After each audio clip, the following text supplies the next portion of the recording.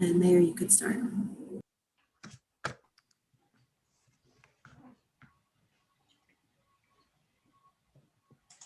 Welcome everybody to the Board of Trustee meeting, the regular Board of Trustee meeting for Tuesday, June 22nd, 2021. Is there a motion to open the meeting? Trustee Patino, second. Trustee Taylor, all in favor? Meeting is open. Currently, there are 5 trustees present. Can we stand for the Pledge of Allegiance? I pledge allegiance To the flag Flag of the United States of America and to the republic for which it stands, one nation, under God, indivisible, with liberty and justice for all.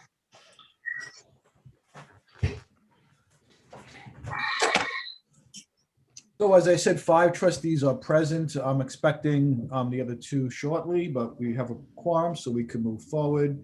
The directions on how to participate in the public meeting and the public hearings via Zoom are part of the package. So the instructions are there for everyone to review and be familiar with. And I think we're ready to get started with the meeting. So the first action is for us to make an appointment. So we're going to consider a resolution to appoint Sergeant Travis Colvin as Police Lieutenant effective June 23rd, 2021. Rick, is there anything you want to add to this before we actually do the resolution? I just wanted to thank you, Mayor, and the Board of Trustees for this appointment. This is a big move forward for the agency and for the village at large. Obviously, this promotion falls in line with our push for the national accreditation that we're seeking, called CALIA, that we've done quite a bit of work on through police reform. And so I again just wanted to thank all of you for this opportunity for this agency as we start the next chapter. Dallas Ferry Police Department. I have Sergeant Travis Colvin here to my left. Bring him in. Yeah, bring him in. So as we have discussed previously, this is part of the task force findings to move forward with additional accreditation. We're not adding to the force, and this is our first step. So welcome, Travis. Thank you. And I'm just going to read a little bit about you before we go forward. So in August 2013, Travis Colvin was hired by the Dobbs Ferry Police Department. He has spent his time assigned to the Patrol Division and is also a member of the Greenberg Special Weapons and Tactics Team. Additionally, Travis has served as a member of the Dobbs Ferry Traffic Enforcement Unit and a liaison to the Traffic Safety Committee. Travis Colvin successfully passed the current Westchester County Civil Service exam for Police Lieutenant and is ranked number 1 on this active promotional exam. Travis has been a loyal and dedicated member of the police department and is viewed as a leader that other members can turn to. So I would just like to make a motion that the Board of Trustees hereby appoints Sergeant Travis Colvin as Police Lieutenant effective on June 23rd, 2021 for an annual salary of $148,110. Is there a motion? Deputy Mayor Casal, second. Trustee Taylor, all in favor? And that passes with 5 votes. Congratulations, Travis. Thank you very much. Thank you. Now we're going to do the swearing in. So I don't know if the camera's going to show you standing or however you want to do it. I'll stand. Yeah. If you want to. Yeah.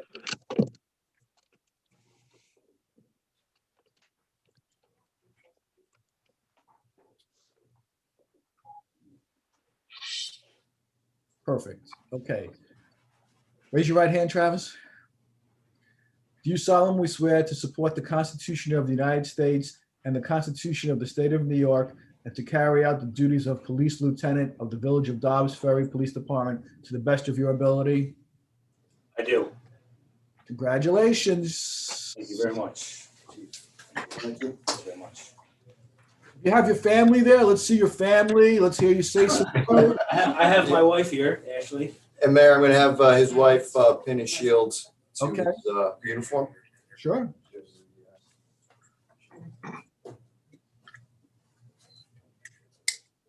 It's always the dangerous part. Awesome.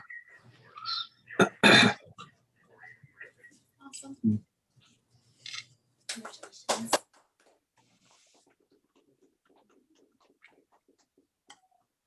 Great job. Travis, you want to say anything, Travis, at all? Sure, I'll come back in the screen. I'm gonna lower that a bit.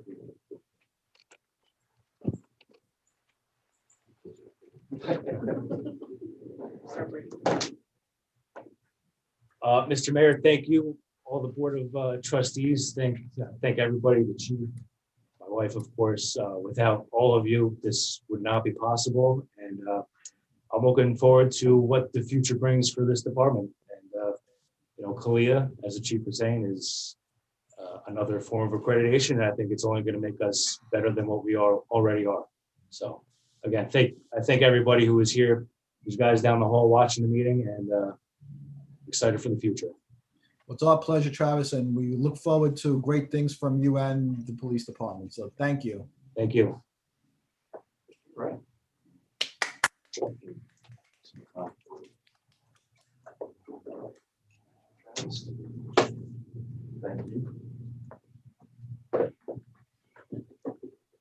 Our second appointment is going to be to consider a resolution to appoint Matt Laban as member of the Traffic Committee for a term of 1 year, as recommended by the nominating committee. In support of that, we have a letter from the chair of the nominating committee, Paula McCarthy, who's has reviewed the application and has recommended that he be appointed to the committee. I don't know if he's here. Is he here? I don't see him. Okay. So just so it be resolved that the Board of Trustees hereby appoints Matt Laban as a member of the Traffic Committee for a term of 1 year, as recommended by the nominating committee. Is there a motion? Trustee Casal, second trustee Taylor, all in favor, and that passes with 5 votes. Okay. Next are the presentations. Do we have anyone from 19 Livingston here? If there's anyone here from 19, yes, hold on.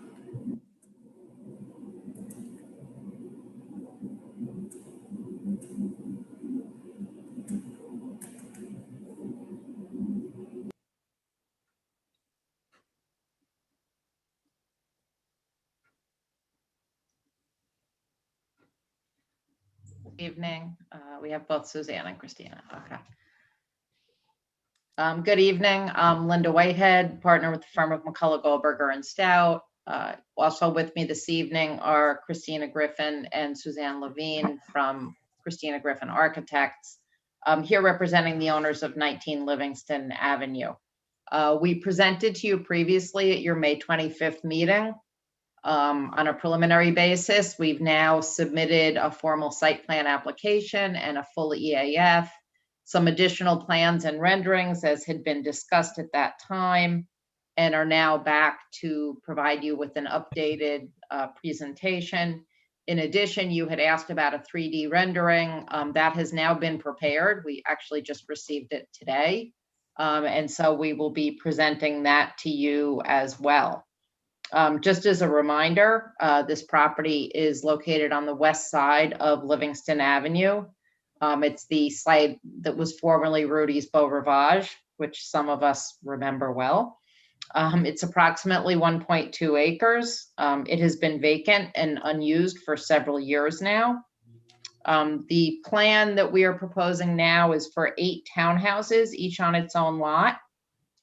It's fully complying with your code and in fact has fewer units than would be otherwise permitted. It's been designed to preserve view corridors, and to limit the disturbance to the steep slopes, and also to fit in with the neighborhood in terms of the size and scale. So we hope that as we move forward, we'll be able to satisfy any concerns. You will recall there was a prior application for a larger, more dense project. We're here to really start fresh with this new project, which we hope that you will all agree is more in keeping, and we can move forward on it at this time. So finally, you also asked a question about affordable housing at the last meeting. There is a requirement in your code, which has been changed since this property was previously before you, that would require one affordable unit, even though we only have 8 units. In our submission letter, I provided some discussion of that issue. We would like to request a waiver in exchange for either a payment in lieu or assistance building affordable units elsewhere. But what I'd like to do is let Christina present the additional information on the plans and the 3D rendering, and then come back and speak about the affordable unit issue after the presentation, if that's okay. Yeah, that's okay, because I think we're going to have a lot of talk about the waiver of the, so, fine. Okay, Christina? I take it from here.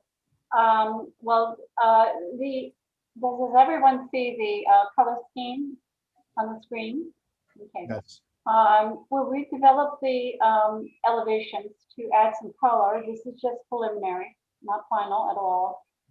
We also did this so that we could have a colored 3D rendering.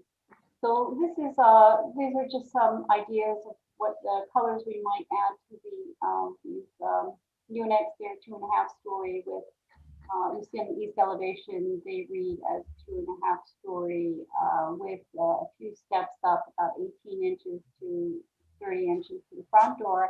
And in the back, we have garages below on the west elevation. I'm going to show you now our, well, here are the rest of the units, sorry. We also have all the colored red elevations, looking at the south elevation at the top. And the units are staggered. So that's why units 8 and 7 is downhill. Units 6, 5, and 4 is beyond, and 2, 3, 2, and 1 to the right is uphill. We have made the units fit the topography as much as possible. So each group of building has a different elevation. And on our north elevation is showing the other side of the units is seen from the north. As you see, they step down the grade. And then at the bottom, you'll see just the east elevation and west elevation of the 2 attached townhouses, which are in back of the 2 groups of 3.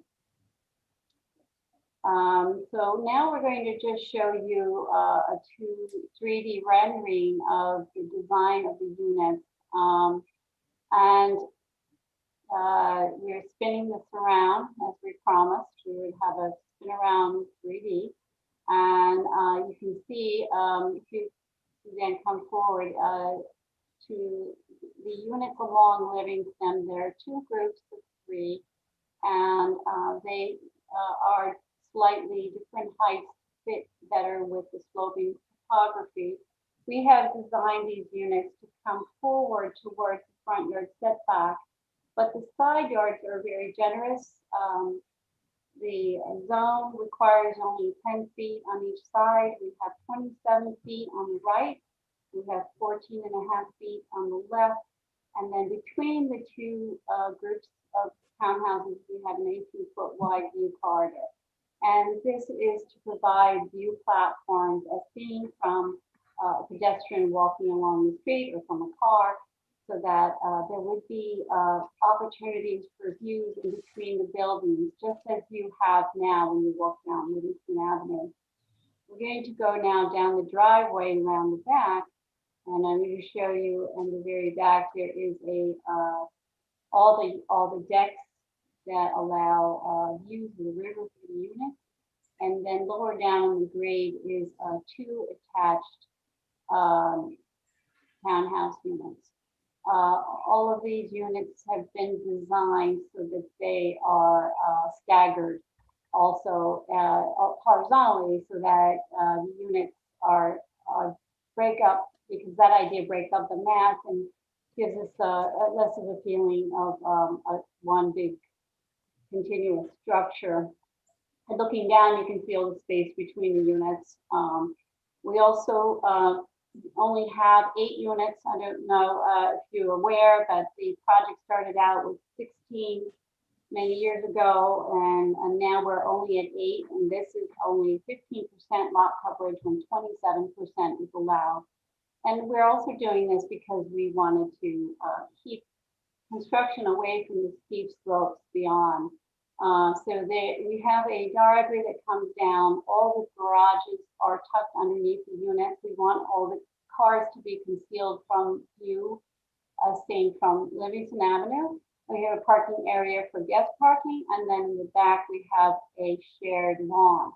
We're showing this retaining wall on the west side, which is actually, once you go beyond that, the property goes down very steeply, and we're trying to avoid building on that part of the property.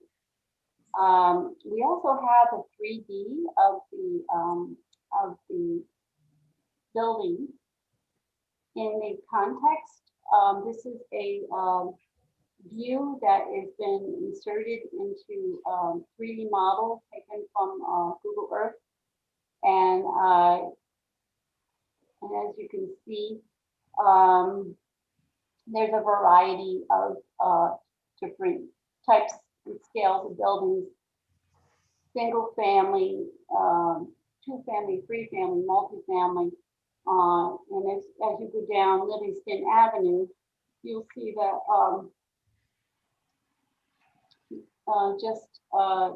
yes, this is actually the better view.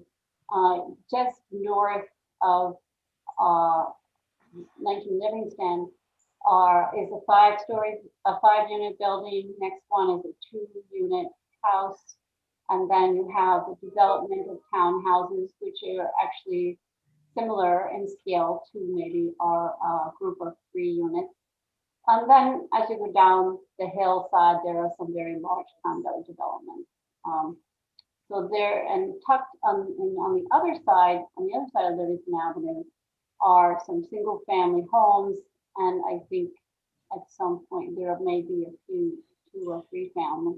So there's a variety of shapes and heights and scales. So our goal was to find the right scale that we felt would be a nice transition between the Cabrini home, which is so large, and the other smaller homes that are in the area. A lot of these clusters of green are supposed to represent the trees, but that's the kind of resolution we get from a Google Earth source.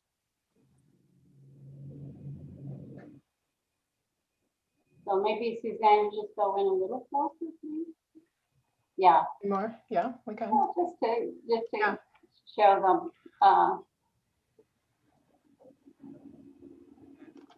It's like there's a gentle slope to most of what's been developed in 2 directions. And then maybe you can show them on the very back, the property drops, and then the rest of it is a steep slope area.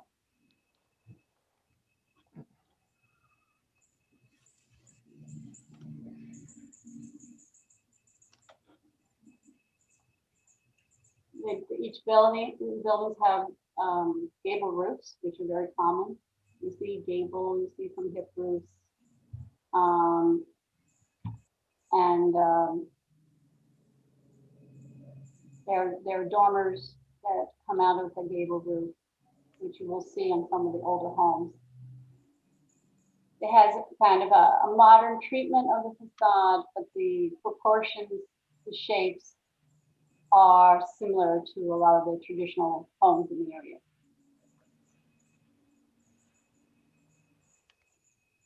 I think that's everything that we had to, additional that we had to present on the plans for this evening. I don't know if anybody has any questions for Christina on the plans. Again, the colors are preliminary, but it helps to sort of see what it's going to look like.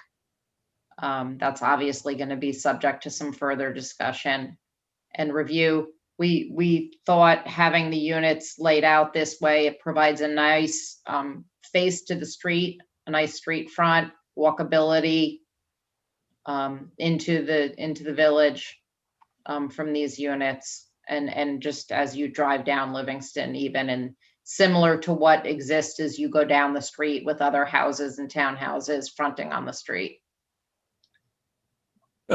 Christina, I'd like to thank you for putting together this 3D rendering, which I think is among the best that I've seen in the presentations that we've had. I'm not commenting so much on the substance of it as the form of whatever it is that you used. Was there a particular software or vendor that provided this?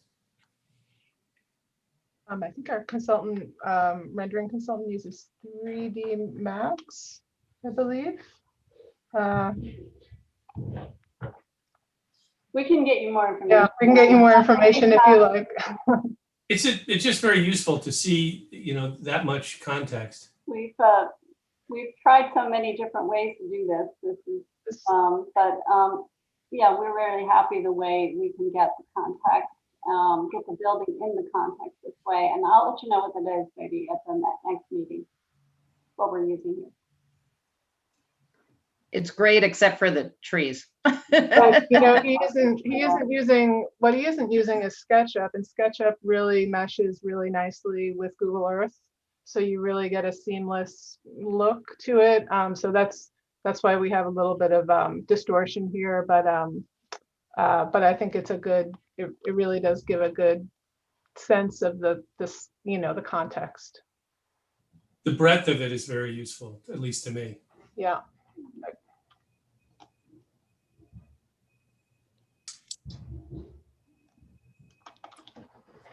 Any other questions or comments by the board?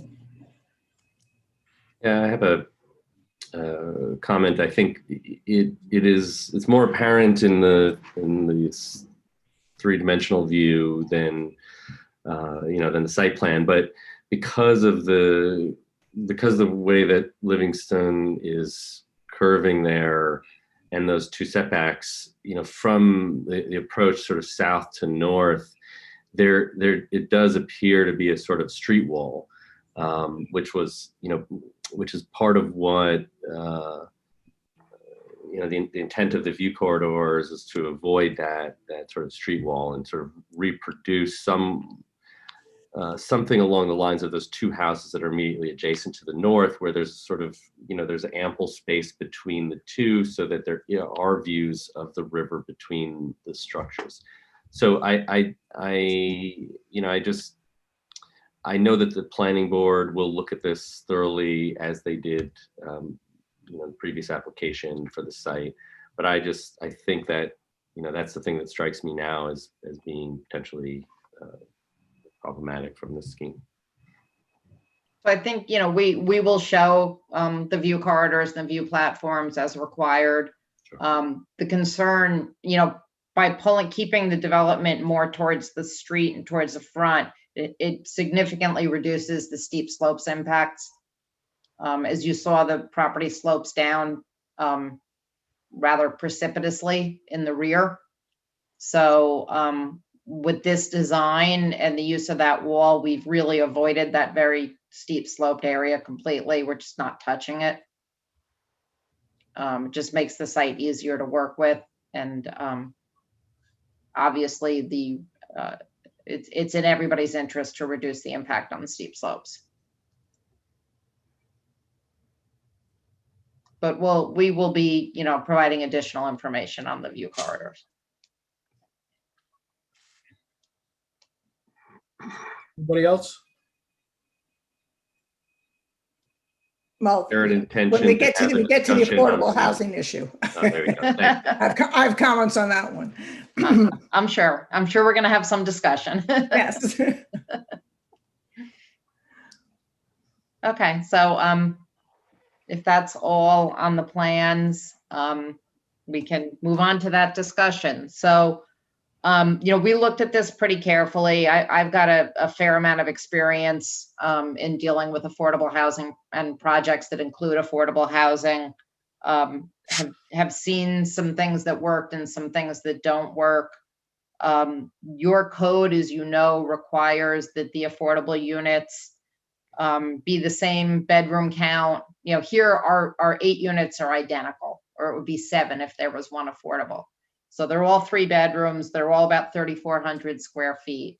So by your code, that would require our affordable unit to be about 2,700 square feet and 3 bedrooms. And affordable because it's a for sale unit. So it would have to be affordable to someone making a little over $100,000. I gave you all the numbers and the charts from the county and from HUD. And with that income and looking at the standard of 30% of the income going towards housing costs, their monthly expense could not exceed between about $2,500 and $3,000. So you're talking about a 2,700 square foot unit. Someone's got to be able to, and the price will have to be set for the 80% affordability. Someone's got to have enough money for a down payment to be able to afford the mortgage payments and afford the taxes and utility and carrying costs and homeowners association fees on that size of a unit. I can tell you from my experience on some other projects, there's been a lot of problems with, and I'm happy to even get some information from Rose Noonan or somebody else on this, qualifying people for affordable purchase units because of the issues of having to make enough money to qualify for the mortgage, but not too much money so they don't qualify at the 80% AMI. It's very difficult. I did have a brief conversation with Norma Drummond. I told her I would follow up and discuss it with her a little bit further when I had some more information. When I spoke to her, I hadn't even put together the information that I submitted to you yet. Also, especially as construction costs have gone up significantly recently, as we all know, the cost to build a 2,700 square foot unit is probably going to be, just the cost to construct is probably going to be 2 to 3 times at least the price that this unit would be restricted at. So it becomes not economically feasible for the developer, and it becomes a very hard unit to market and find somebody who can qualify to buy it as a for sale unit. So, it's unfortunate, but in this small of a project on a site that we're trying to be really sensitive to the tightness of the site, with the steep slopes and needing the view corridors and such, it's unfortunate that it just really doesn't work. And I actually think that we can provide the village much more bang for the buck by providing a fee in lieu contribution or assisting somehow with the building. And we'd be happy to work with your affordable housing task force. I know they're getting things going, and I know that a couple of you are involved in that. But I think that, you could even take that contribution and get a couple of rental units built that I think could really give the village much more bang for its buck, if you will. So that's, and I'm happy to answer questions, to provide some more information, but that's sort of our starting point.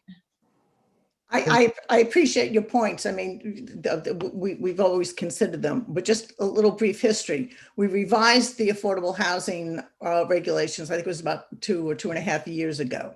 And the purpose of it was we needed to have more affordable housing in Dobbs Ferry. We wanted to preserve economic diversity.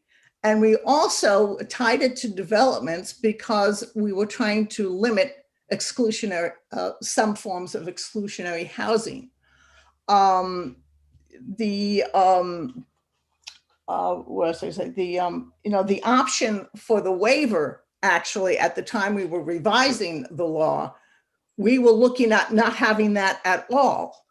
The only reason we put it in was because if there were extraordinary circumstances where it'd be more beneficial to have the affordable housing unit someplace off-site.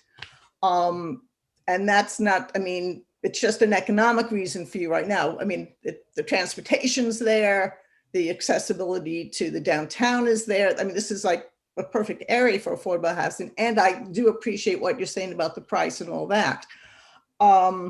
We do not have a housing fund set up.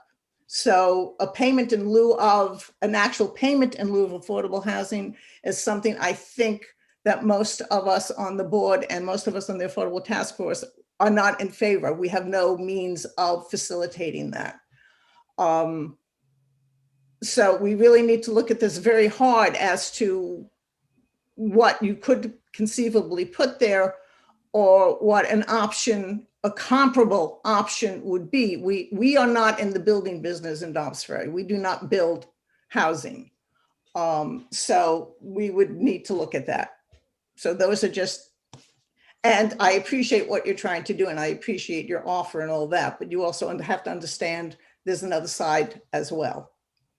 So I I'd like to add to that completely. one comment. I think that historically speaking, off-site affordable units have suffered from a lack of quality, and so part of the rationale of having it on site is that it is part of a larger development, and it adheres to the same sort of standards of design and quality of construction, and therefore it's a sort of comparable quality unit. Whereas the offsite, you look at the history of that, and it's plagued by very high-end developments, sort of squirreling away a small, undesirable, affordable unit in another part of town with a whole other level of construction quality and design. So there's a certain element that, there's a certain rationale for why it should be part of the overall primary development. That being said, I agree with Trustee Cassell and the sustainability and the affordability task force in that I would consider other options, but I think they would have to be some guarantee of quality of design and construction for that unit if it is offsite. So I just, I want to make sure that you understood that the issue isn't only the economic feasibility from our client's standpoint. The concern becomes the economic feasibility of the unit as an affordable unit, and whether there will actually be a family out there that will qualify for that unit the way the numbers work.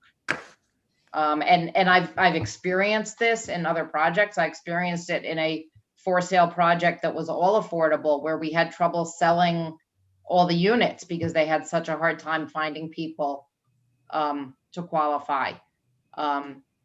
That line of having enough cash for the down payment, making enough money to qualify for the mortgage, but not making too much money so that you don't meet the 80% AMI, and then adding in to the monthly costs, the utilities and, all the carrying costs. It just, at 2,700 square feet, it just becomes very, very difficult. Ms. Whitehead, do you have a square foot number where that works for this development? I do not off the top of my head, and it's not for the development. It's, we'd have to look at. Or rather, sorry, for the equation that you mentioned. Yes. So the information, the county has and HUD has, utility multipliers, and you have to look at like what the cost of the utilities are going to be. That's why I said I could provide some more. This, I kind of put together what I could. We could do some further analysis to provide some of those numbers, but it's, so I would be concerned that even if we did build an affordable unit in this project, that it would be difficult to find somebody to buy it. And then it would become difficult with each resale. So what I would suggest is this, because there's a lot of, by the way, could we stop sharing the screen so we could all see each other? That would be great. Right, so. Oh, that's better. There we go. So what I think what we have to do is we have to talk to our formally, get a formal response really from our affordable task force. We'd like to get our village planner to do a review on this and a detailed analysis on it.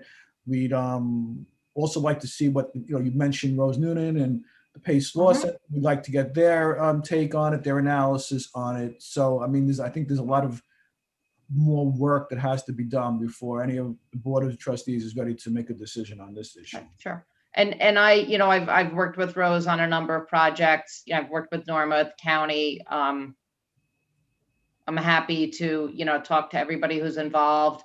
I know you talked about your affordable housing task force. You don't have a fund. You're not looking to build. I know that you've looked at what some other municipalities do. You've probably seen the Hastings model where they actually have. They've been around a lot longer than we have. Oh, they've been around longer than anybody. Yeah. And I'm the village attorney in Hastings. So. Okay, so So, but there are ways to do it, and we're happy to try to work with you. I know as a task force, you're trying to figure out the best ways to do it and how to do it, and happy to sort of lend my years of experience in doing this and help and work with your planner and your village attorney and all the others to try to figure out a way to do this. But I honestly think that there's a better way to do it to accomplish the goals that the village wants to accomplish than putting a, affordable for sale townhouse unit in this project.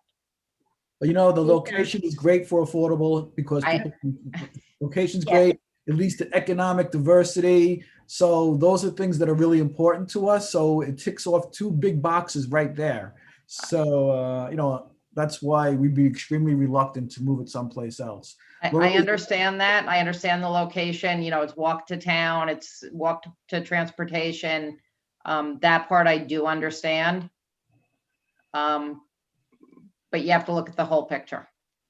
I want to also just express so that it's clear that more of us support what Donna's saying, because adding 8 more large, not affordable structures into our town that end up tipping the scale even further in the direction that we're trying to move away from is problematic for me. And I don't know what the solution is, because that's not what I do, but I want to express that I also find that to be problematic. I also wanted to say I am one of the members of the Affordable Housing Task Force, and I share and agree with everything that Donna and Michael Patino mentioned. I guess that you ladies have a task in front of you, because we need to think how we can make this fittable. And if it's not in this location, it has to be something equal, equivalent in terms of size as well.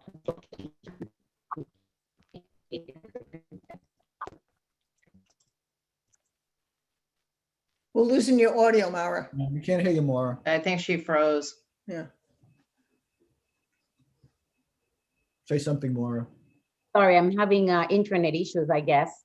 But I was saying that I am in complete agreement with my fellow trustees, especially Donna, as the recent efforts that we have put into this affordable housing, as well as diversity and equality in this village. This is definitely something that will go away from what we are trying to accomplish, as Christy just mentioned before. It's something that then I'm very open to hear what you ladies can come up with, But this is something definitely that is not up to us to come up with. It's something that unfortunately you will have to tell it to us if you have alternative options. So let me ask, and I have not had this conversation with my clients, so let me couch it by saying that, but just in throwing some things out. And they're probably going to kill me for doing this. I mean, would there be, Lori Lee's laughing at me. As one attorney to another. Christine is not laughing. I used to work with Linda. So I was going to say, I taught her not to do this. No, but I still think that the best bang for your buck is going to be to do something not as part of this project, but there may be ways to look at, I mean, you even look at what we did on Cedar, where we added an extra unit to the total unit count to be able to get you an additional affordable, there may be ways that we can work it, but I just think it's really tough in this one. So let me talk to the clients before I throw out any other ideas. Right, and you should consider that, because maybe that is, and again, I haven't spoken to any of the trustees, and I don't know how anybody else feels, but that may be an option that you should consider that option as well, and maybe we'll look at that as well. So I don't think, and the one thing I think that we are not in the business of developing, we don't have a fund, we don't have any of that, and that would take years for us, honestly, to move forward on that. So that's the one option that I don't think we're really interested in doing, is putting it into a payment in a fund, because who knows how long that would take. But maybe we can find somebody to work with us to find some place or something that can be developed where the village wouldn't have to be the one doing it. Listen, I understand and completely agree with your ultimate goals here. I just want to try to find a way that works the best for both the village and our client. And I have concerns that, as I've explained, putting the affordable unit at, 20, especially 2,700 square feet in this project is going to be problematic to find somebody who can buy it. Valerie, can I jump in here? Because okay. Yeah. I'm sorry, Donna, I'll defer. Just let me just summarize where we are to the board. We've opened the public hearing. No, we haven't opened a public hearing. We've taken a presentation, and the goal tonight was to see if the board would consider a resolution to make the referrals.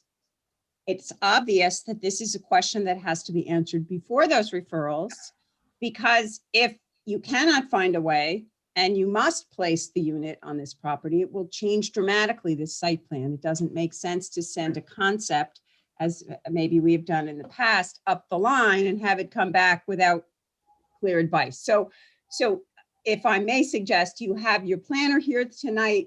She can speak to some substantive stuff from her memo to make sure that you know what's still due and what edits she's requesting, and also open it up to the public if you have interested people in speaking, just so you start to get some comments in. And then I'm afraid it may be advisable for you to adjourn this to your next meeting to continue this if you can get a significant amount of this behind the scenes back and forth and looking at options completed. That's with a collaborative effort with your affordable housing, with your planner, with the county, with the developer, with, people that can brainstorm and maybe perhaps assist meeting the village's goals here, or seeking a way to reach that pinnacle where, this is the perfect location for affordable housing, of course, but, give yourself some time. Maybe you can, introduce the plan, or see if, I'm sure the applicant has seen the substantive memo, but just so you know where we are with the substantive review, and then see if you have public comments. And then I might suggest you give yourself some more time. You shouldn't send it unless you're clear what you want. Yeah, that's why I wanted to enlist Valerie, because I know Valerie's done a lot of work in affordable housing too, as representing the village and brainstorming with her.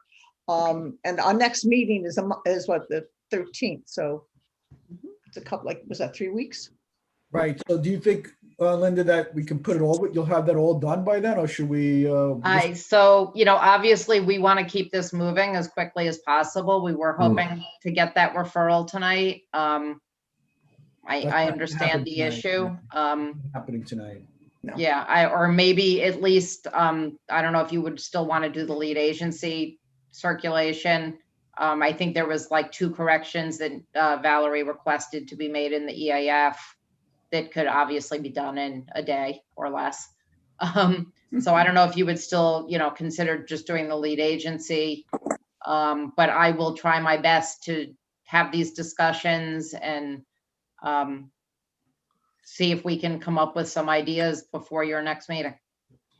I think Look, Valerie. there's a couple of things I just want to note. So in terms of the seeker, I think if the board is open to doing a notice of intent to be lead agency, we can at least begin that process. Because this will be a coordinated review with the planning board, because the planning board does have to also provide subdivision approval. So we can begin that process for the applicant. But in terms of the affordable housing, I would suggest that the applicant take a 2-pronged approach. First is dealing with the alternative for the village board to consider.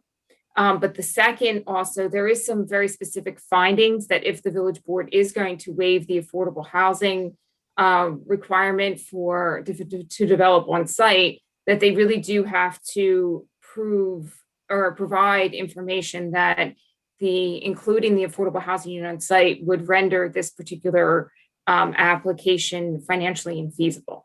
And so that's something I think the applicant will need to continue to provide additional information on, that particular findings that's required in your zoning code for the village board to make as a result of the waiver. So I think a 2-pronged approach would be beneficial. So it's not just focusing on the alternative, but also the additional information that the applicant would need to provide the village board. Okay. So Laura Lee, I don't see a problem, but is there a problem with just today declaring us as the lead agency? It's actually because it's a coordinated review. You need to give a 30-day window. So I would actually, once the edits are made in the EAF, I would encourage you to circulate a notice of your intent to be lead agency to the planning board. So you have an answer, at least you have an answer to that. It's either a minimum of 30 days or a response. So clearly the planning board will be able to give you a response before the 30 days is up and in time for you, because they meet before you. So you should be able to have an answer on that. So you can't declare yourselves lead agency, but you can declare your intent and ask for a notice to be circulated by resolution. And we could certainly get a revised resolution to Liz. So she has that, and we're ready to do that. So yes, you can do that. Okay. And that's what was indicated in, I think, in the draft resolution, was circulating your notice of intent. Right. And I think then it had the referral to the planning board and AHRB and to the county. I don't know if you still want to do the referral to the county at this point. I don't think we can until we have a site plan. So Okay.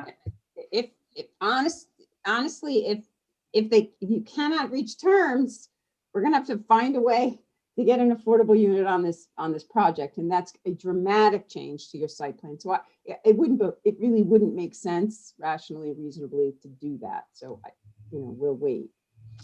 And really, we just have to have the comments before it comes back to the village board, so they can hold their public hearing. So we have plenty of time for the county referral. Although the county is going to end up probably going to get brought into some of this discussion about the affordable housing. Yeah, so we can get a conceptual plan over them to get them to weigh in, but I don't think making a formal referral at this point is, and I can double check with our planner, but I don't think making a formal at this point referral is really in anybody's best interest. Valerie, you have an opinion on that? Well, I do think maybe we wait till the next meeting, and at that point, we can send a referral out, because hopefully we'll have a little bit better idea of the direction of this particular project with regard to the affordable housing unit, because I know the county will weigh in on that affordable housing unit. Okay. So So that's, if we're gonna have, discussions with the county, with some of the others that we discussed, do you want me to do this through Lori Lee and Valerie, or with Trustee Cassell? How do you, and if we want to have a discussion with the Affordable Housing Task Force, I just want to make sure that I know how we can kind of move forward on all this.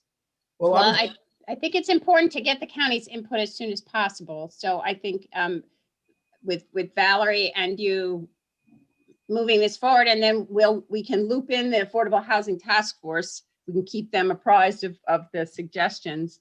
And also we can take their suggestions on what they would like to see. I mean, I think the bigger question is, what are we really asking the county at this point, right? So if we're asking for them for their Input. right, but I think in terms of, it probably would be have the applicant look at options first and then bring those options forward, and then maybe get the county's input on those options, as opposed to just the county's input as to whether something is financially feasible on a 2,700 square foot townhome unit, and whether that could be marketed to somebody that's affordable. right, so I would like you to send it to Valerie and Laura Lee to see if it's what the planner thinks, what our lawyer thinks, and then once it passes muster from them, then we can circulate it, the plans and the options to other people. But I want to make sure that it meets, I don't want the planner then to say, oh, no, we shouldn't have never have even entertained that. So I would like Valerie and Laura Lee to take a look at it first. Okay, and then just so I know to take it off the table, the village is definitely not interested in just a fee in lieu, even though it's in your code. No, they're not. They've made that clear.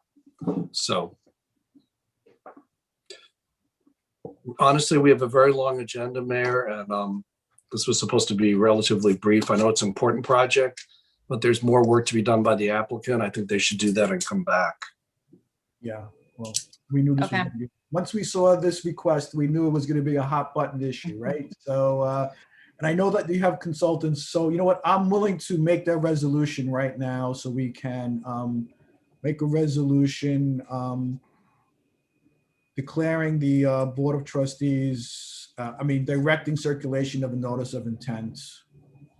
So is Be there lead, yeah, to be lead agency under secret. Good. lead agency on the secret? Is there a motion? Trustee Taylor, second. Trustee DeRozzi, all in favor? Okay, so thank you. Thank you. And we'll see you next month. Okay, and I will be in touch with Valerie and Lori Lee. Okay, thank you. Thank you, Thank you, everybody. ladies. Okay. Speaking of Valerie, your presentation, you're up. I believe this is for the consolidated funding application topic. Okay. Right.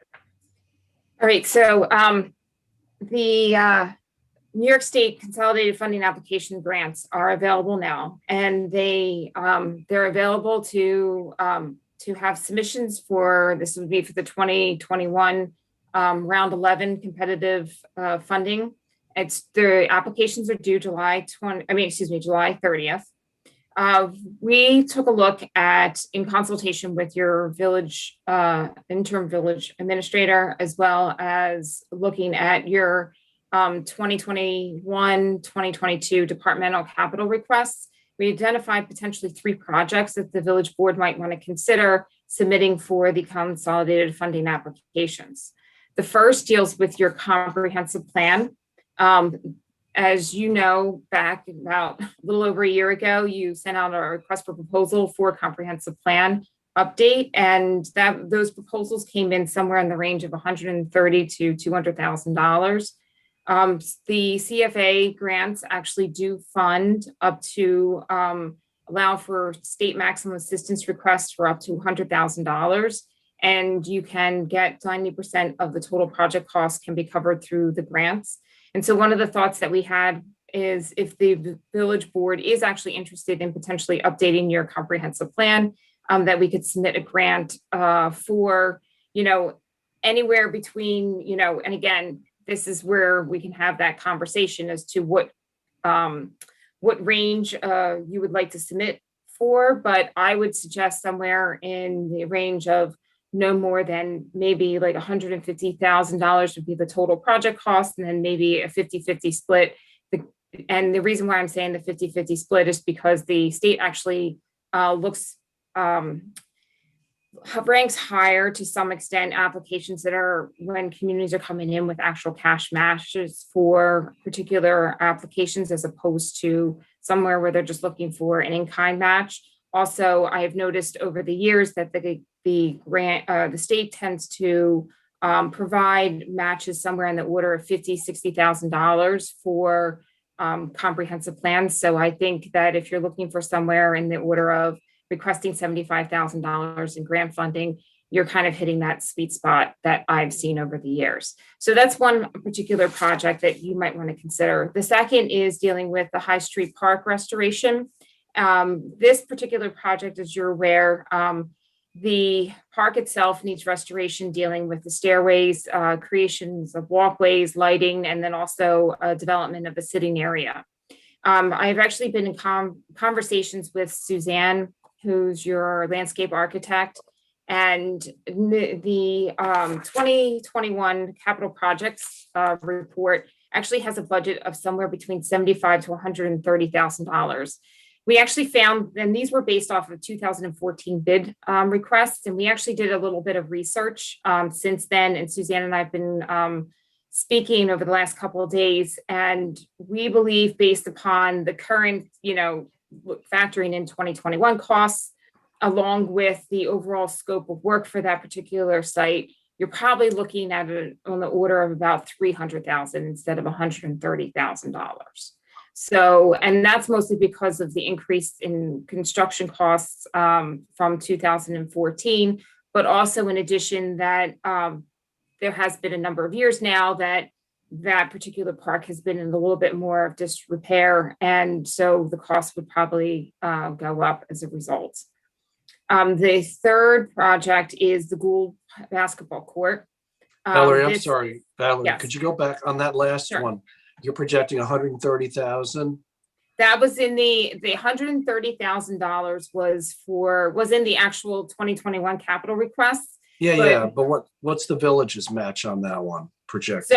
So let me we're anticipating a total project cost of about potentially $300,000.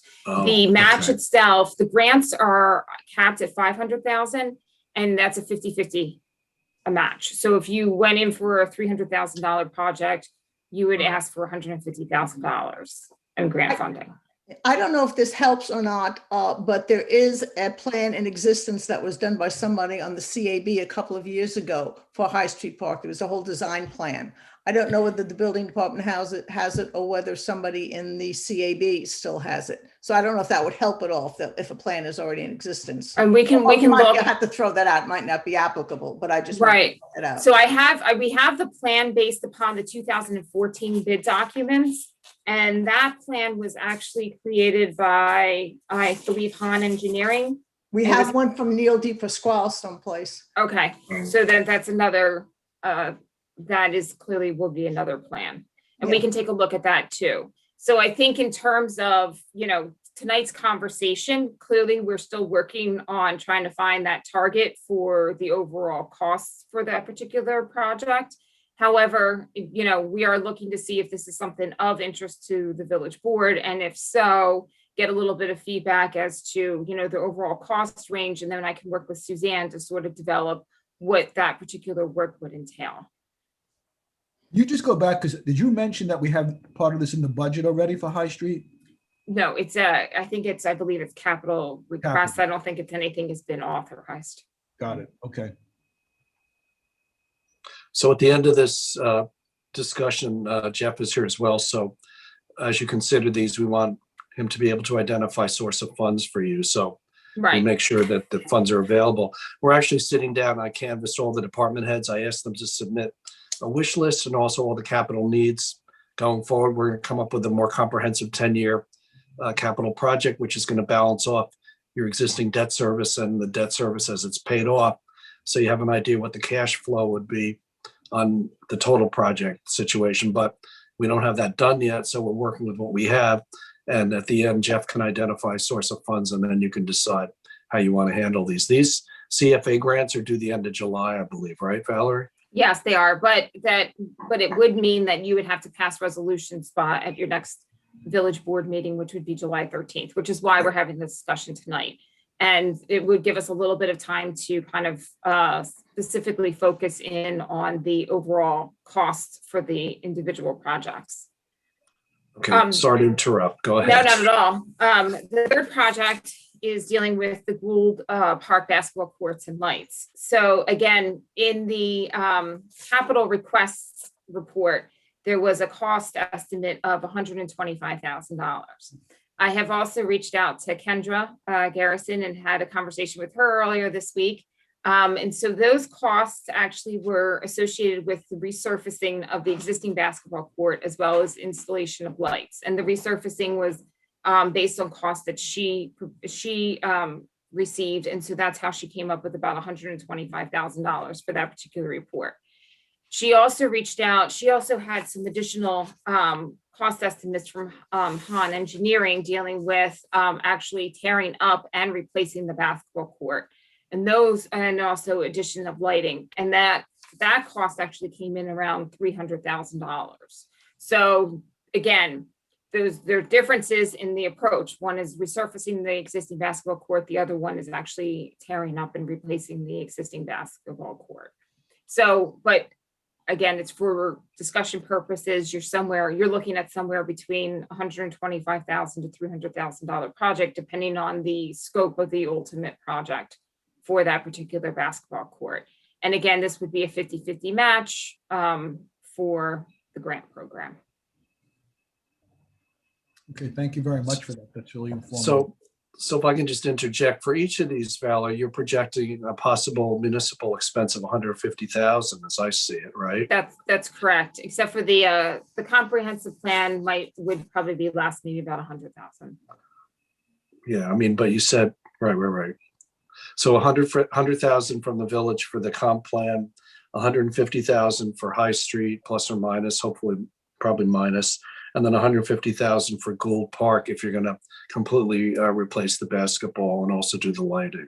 Right, and I think for the comprehensive plan, that's the cost estimate is based upon the initial scope that was sent out back in 2020. You know, the overall scope of that comprehensive plan could be reduced, and that would clearly reduce your costs. Thank you very much for that. I mean, we could have a discussion on it. It's, you know, I would love to do the High Street Park, but in one sense, if we do Gould Park, we have a great park and we've done just about everything at Gould Park. So I don't know how everybody feels about it. Just let me know. Comprehensive plan. We need a new plan. We need to get funding for a new plan. And now we're at, the last one was 2010. We're at 11 years now. I feel like we started talking about it when we were at 9 years. If we don't try and get it now, we're going to be at 12 years or 13. I'll be long gone. Let's do it now. Yeah, I'd go for the comprehensive plan as well, because that overarches everything that we're doing. You know, and if we can do, I don't know, we don't need a total comprehensive plan. We might be able to scale that down a bit. And then I agree with the Gould Park, as much as I love High Street, because I was involved with the CAB and all the work that's being done down there, and the goats. The idea of getting Gould Park finished would be good. I agree. The comprehensive plan would be the most important thing because it does lay the groundwork for everything else. I'm just curious. This is a one shot thing. We can't apply for more than one thing, or we prioritize, or how does that work? No, you can apply for as many grants as you'd like. Okay. So you could apply for all three of them and see if, you know, You shouldn't apply for any that you don't intend to undertake the project if you get the funding. They don't like to award and then have the project not done. So right. Yeah. So I mean, if you apply for 3, you should anticipate you get funding for 3, even though you won't, because you just don't know. And be willing to foot that bill. Yeah. Right. For 3. Yeah. But on the other hand, if they're all 3 things that we believe are priorities for the village, and Jeff, maybe cover your ears, I mean, there's a number of capital projects that you're going to have to undertake. I'm not going to have to do anything, but at the end of this month, we should be getting the energy audit back from Honeywell. And there may be a number of projects there that you may want to consider. We're hoping a lot of them can be done from savings in energy costs, but not all of them are going to be able to be done that way. So, you know, I hesitate to say, you know, you may have to bond some of these, but I defer to Jeff in terms of, you know, how you put all these projects together because you don't have the cash really to hit 3 projects at $400,000. So Jeff, you're on here, right? Yeah, I am on here. Sorry, I keep dropping having a circuit breaker problem. But yeah, I agree with you, Richard. It's potential bonding situation. I mean, it's a decent time to do it. The rates are quite low right now, and we don't know what's going to happen in a year. We've been saying that for the last 3 years. Something's going to ultimately change. And also, Jeff, I think when we do this capital long-term plan, you'll be able to show how the bonds are being paid off and dropping off. So, you know, you seem to indicate that it's kind of a window, if not this year, in the upcoming year, where you'll be paying off some of the bonds. So it's not a bad time, but you just have to know that, you know, the rec funds are not there until you get some more approved projects. And so the only funds that you have available are actually from your contingency, which is limited, and your fund balance. And, you know, so. I do think we need to be cautious about bonding, but bonding for projects that we're only paying 50 cents on the dollar for would seem, you know, reasonable if we were fortunate enough. I mean, Jeff would be cautious about the bonding, but for me, I think you go through cycles and maybe every 2. My experience is, and you go to the bond market every 2 or 3 years or whatever, and you compound. So you go to do a lot of them all, not a lot, but you do a bunch of them all at once. So you're not going back and forth and incurring that cost. So it's a timing issue. No, I'm not saying be cautious about it. I think it's probably an opportune time to look at it.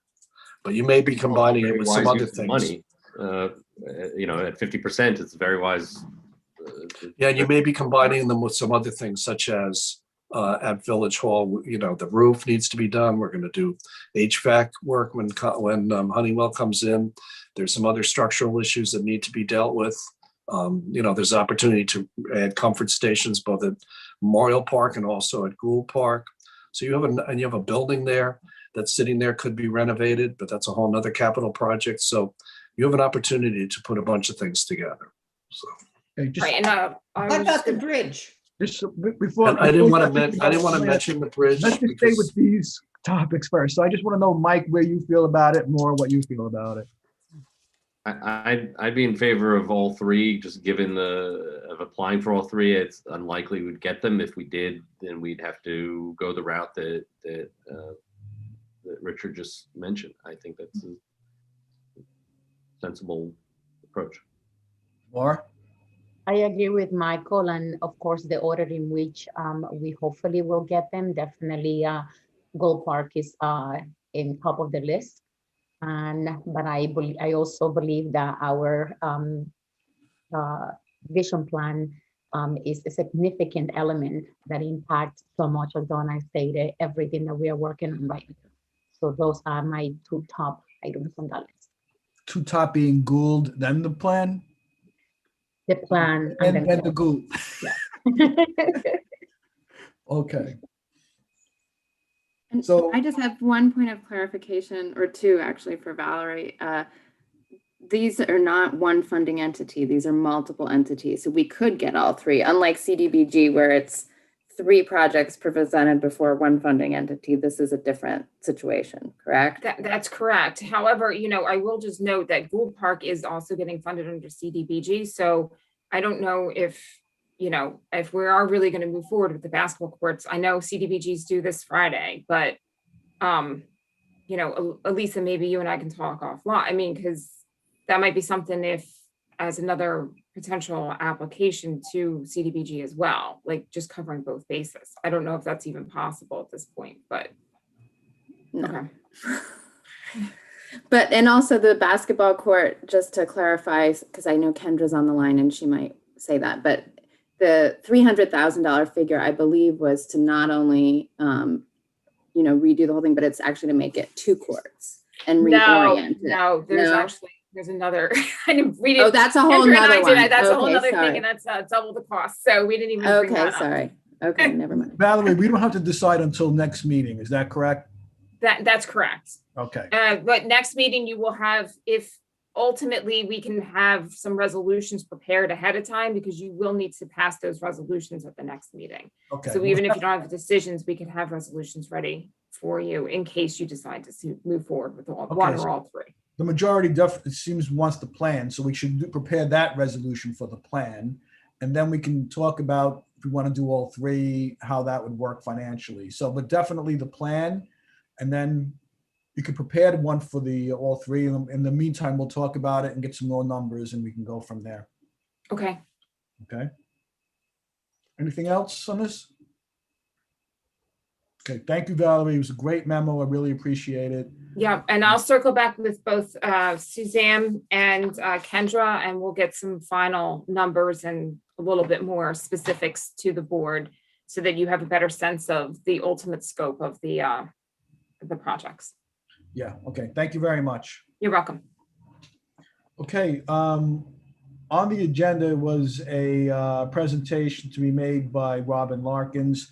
They're not making their presentation today, so that's going to be removed from the agenda. And we're going to go straight to public hearing. Public hearing number 1, which is a continuation of a public information meeting to provide the public with the opportunity to review the projects identified by the village with regard to Memorial Park spray pad and the Gould Park storm surge barrier / staircase. I think all right, let me just start. Is there a motion to reopen the public hearing? Trustee Taylor, second. Trustee Patino, all in favor? Okay, meeting is now open. This has been, on a number of times. I don't know, is there anybody here from the public that wants to speak on it, Jen? Yes, we have one person.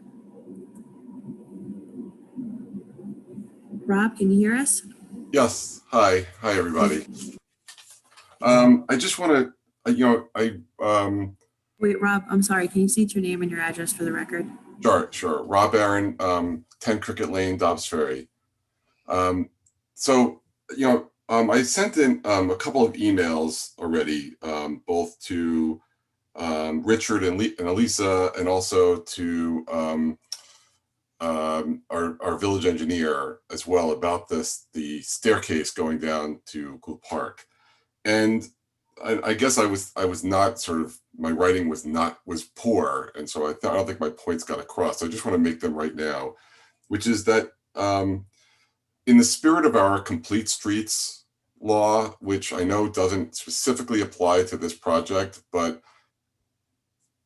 I'm sorry, Lori Lee is nodding her head. I'm sorry, it's a policy. I just want to make sure we're clear. It's Sorry. not a law, it's policy. This is what it's like. I'm married to an attorney. This is like my life. So very difficult. Is she here? No, she's not here. Good. She's the board of ed. Okay. So I basically said there were 3 options for the stairs. One is to, instead of putting a staircase, you have like a pathway, just like on the other side of the pool in Gould Park, going down to the lower level.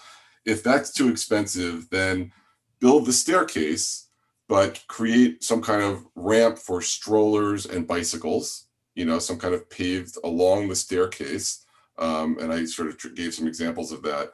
And then if that's also too complex, then at least put a bike channel.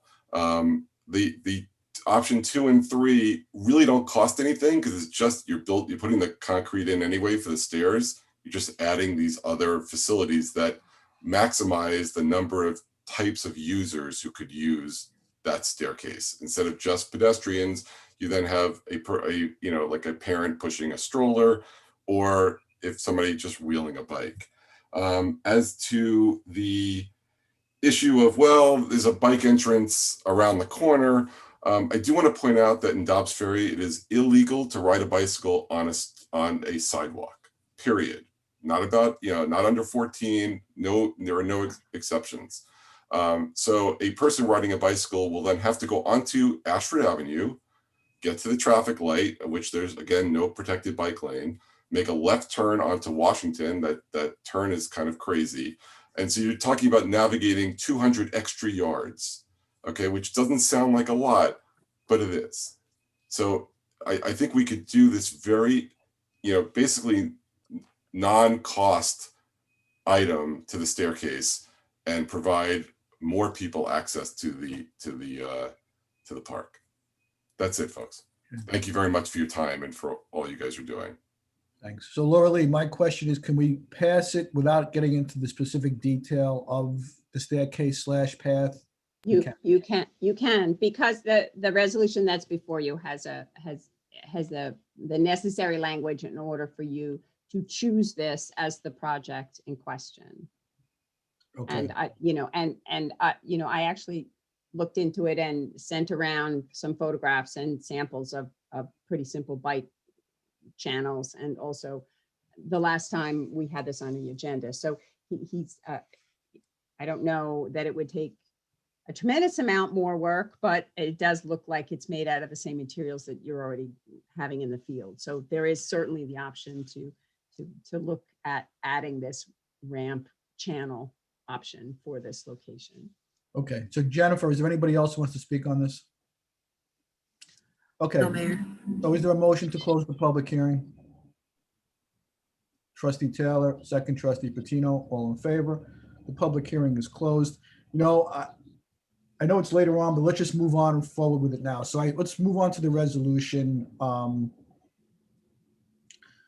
So we have a resolution before us authorizing submission of a community development block grant application for Memorial Park spray pad.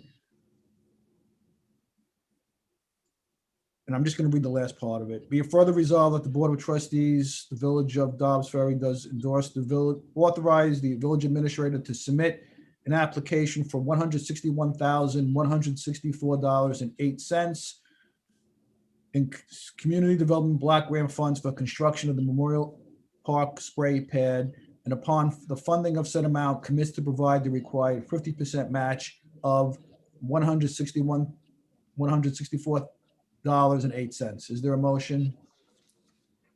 Trustee Nell, second trustee Dirazi, and that passes unanimously. We have the resolution regarding Gould Park stairway. I'm going to read again, this is the last part of it. It's been part of our packet. Be it further resolved that the Board of Trustees of the Village of Dobbs Ferry hereby authorizes the interim village administrator to take all the necessary action to submit an application for $121,356.25 in community development block grant funds for construction of the Gould Park stairway, connective pathways, and stormwater diversion project. And upon funding of said amount, commits to provide the required 50% match of $121,356.25. Is there a motion? Go ahead, Ms. Lissa. I can't hear you. Hold on, I'm sorry, I apologize, but we actually revised the entire number, but not the match. So I'm gonna have to revise those figures for the two resolutions. So for the Gould Park staircase, the revised figure instead of 121,000 is 137,828.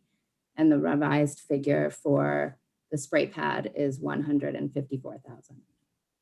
It's slightly less. So the spray pad is slightly less. The Gould Park staircase is slightly more. Okay, so while I have this motion in front of me then, so I'm just going to amend this motion to reflect $154,000. Is there a motion for that? Trustee Taylor, second trustee Patino, all in favor? That passes unanimously. I just want to make sure for the count. Is Nicole here? Nicole? She's here. She's here. She is here? I don't see her or hear her. She has her camera off and her mic off. So I don't know if she's here. Did she vote? Let's make that vote 6-0 with one excused absence for now. What do I do to go back? I have to go back to the other one and modify that. Okay. So going back to that prior resolution regarding the spray pad, the expenditure is, Alyssa? I'm sorry. So the spray pad is 154,000 and the Gould Park staircase is 137,828. Wait, so I had that reversed? Yeah. That's, and that's the 50% match dollar amount. Yes, that's the 50/50. That's half of the project.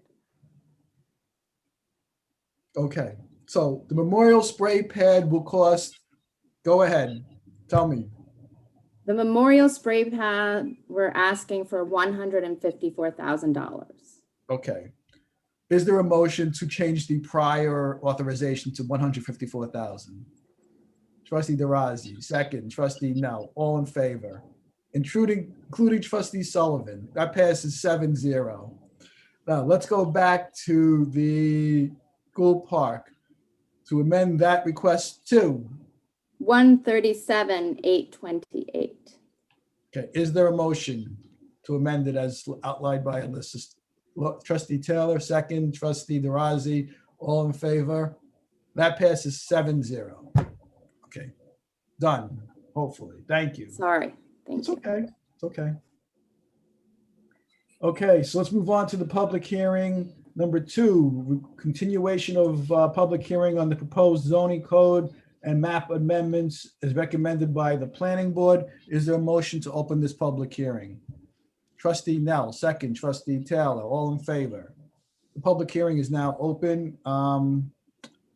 You need to enter into the record that we have received a response from the county, and it's in your packet. They believe that this is a matter of local concern, so their comments were positive with no negative comments or suggestions. So you have that in your packet. Just acknowledge that is in the record. So let the record reflect that we are in receipt of a report, letter dated June 14th, 2021 from Westchester County, signed by the Commissioner Norman Drummond. So thank you for that. We're also in receipt of a letter from Gotham dated June 9th, 2021, commenting on it. Does Laura Lee or Richard or Valerie want to give us a brief background on this? So Mayor, joining you this evening, I believe at this time, Rob Lane is here, who's put a lot of energy and time into creating this. And also, you also have a memo from the building inspector in terms of the chart that he created. So Rob is here, and also Valerie is here as well and can comment. And Valerie, you can take it from there. Or if you want to coordinate with Rob, he should be here as well.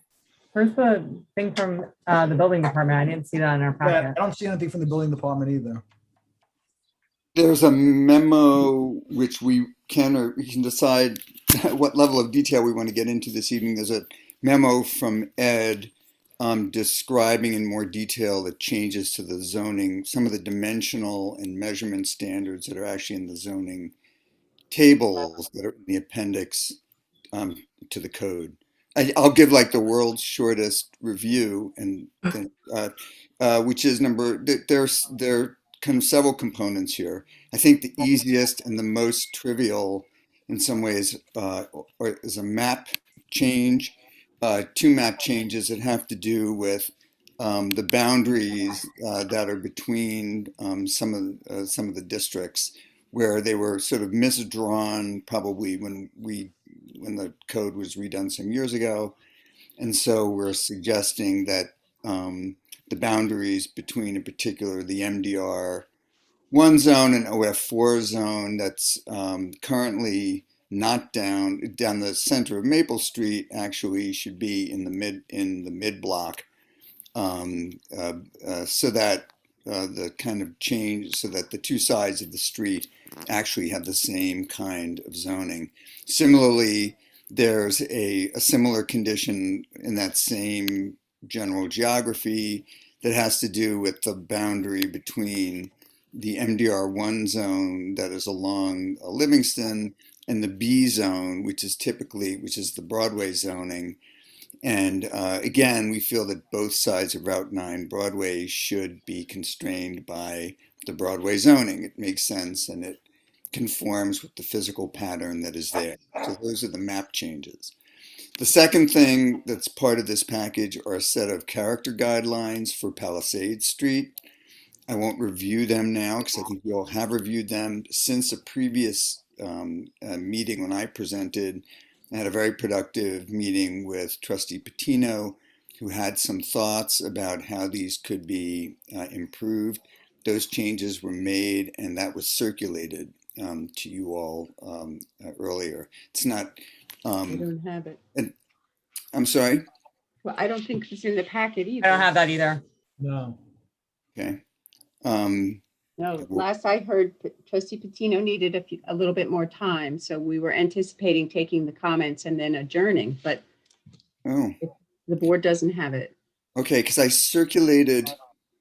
think I circulated the beginning of last week the revisions to the character guidelines. I'm sorry that they were not distributed. So I'm not, you'll have to advise us on how that changes the procedure here. If it means that we have to continue to the next meeting or what. And then the third thing is a series of some of them are kind of clerical changes.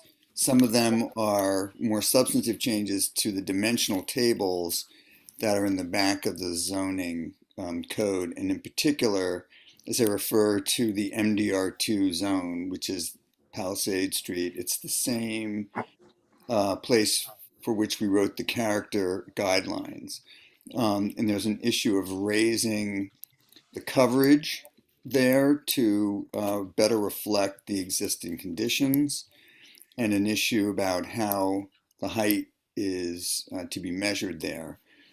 There are other changes made to the dimensional tables that are more about Ed Manley, the building department director, a desire to consolidate certain requirements that pertain to the different zones onto certain tables. So it was really not substantive change so much as it was moving things around so that things could all be found in one place. So I'm not sure what level of detail you all want to. I'm happy to take questions and or to describe anything that I've kind of glossed over now in more detail, if you want to. But I guess Laura Lee should advise us about what the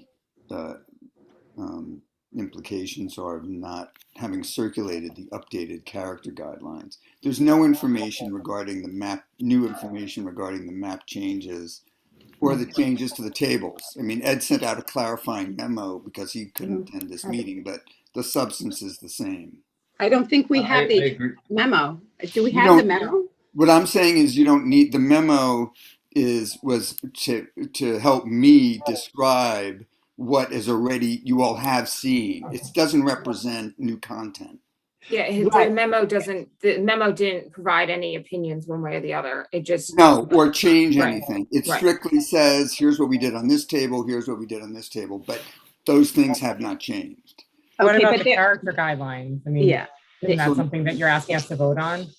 So the character guidelines are something that we do want you to adopt. It's Okay. important that you do. And Right. there are changes that are an outcome of my meeting with Trustee Patino. And in particular, it has to do with, as you know, we are advocating for this kind of massing strategy there, which is typical, where there's clearly a primary building volume, and then anything, as the building gets bigger, these other volumes are to be set back. Trustee Patino suggested, and I agreed, that we actually create a dimensional standard for that, which we did, minimum of a foot to be increased if the building gets larger. And then we also had these things called horizontal expression lines, which had to do with when you look down the street, the way in which cornices and windows line up. We were suggesting that there's sort of two of them, one at kind of the first floor level, which corresponds to the roofs of things like porches, and one at the eave, the second floor line. Michael and I agreed that these are sort of primary and secondary. They're not of equal importance, and it should be reflected that way in the guidelines. So those are the two changes that were made to the character guidelines, and that were I thought I guess I should have followed up. I thought those would have been circulated. I did send them in last Monday. Let me jump in, and it's the reason it didn't get circulated was that we got those guidelines. I wanted a little time to go through them, and I also wanted to reflect on Patty Steinschneider's comments from the last meeting, and I wanted to review his letter and just compare that to what we had already looked at and see if there was anything that could or should be updated. So that didn't all happen in time to get it in last Monday when we needed to. So that's why we're just putting this off, I think, till the next. Yeah. That's, I mean, we, This require going back to the planning board, these changes, should they be passed by the planning board, or that's not necessary? That's fine. Very, very And I do appreciate it if you can comment specifically on Patty's letter, because that would be great. It's very detailed. So if Rob or Michael could review it and have specific response to his letter, that would be great. Can I make one suggestion? Sure. Which I think, because this has to do, Patty's, there are things about his letter I agree with. There are things I don't. There are things I'm not sure about. I feel like one thing that we have, which we didn't have when we were developing all this, was a professional full-service planning firm that is on retainer. And my suggestion, but of course, the Board of Trustees has to agree to this. I think it would make sense at this point for Valerie to review the work we've done and to review Patty Steinschneider or anyone else's comments, and to help kind of resolve some of these pretty technical issues that have to do exactly with what the coverage requirement should be, whether or not there should be a sliding scale that reduces the coverage for larger sites, whether that should be handled in a different way. And I think we have an opportunity, which we didn't have before, to have, our professional planning firm kind of mediate this. I agree. That makes sense. I agree. Completely agree. That makes perfect sense. So Good sense. Let's do that. So we'll put this over until the next meeting, and in the interim, Valerie can look over all the comments that have been submitted and review Michael's and Rob's letters and suggestions, and Valerie will look forward for a report from you. If you don't think you could get it done in a month, Valerie, just let us know and we'll put it over to the next month. I don't want you to do something you can't be done. Okay. Well, it's actually, your deadline is like less than 2 weeks away. So, or like a little over 2 weeks. Don't worry. I think your next meeting is July 13th, and then you don't have one till August. So, but let me see what I can get done in that time period, because I'd hate for this to be pushed off to August. I think it's relatively minor, and Valerie, I would be happy to work, help. Absolutely. Yeah, help figure it out. And I really would like to see the building inspector's memo. I had asked for some clarification on some blanks. He adds a title to a row and there's nothing in the column. So why are we adding something?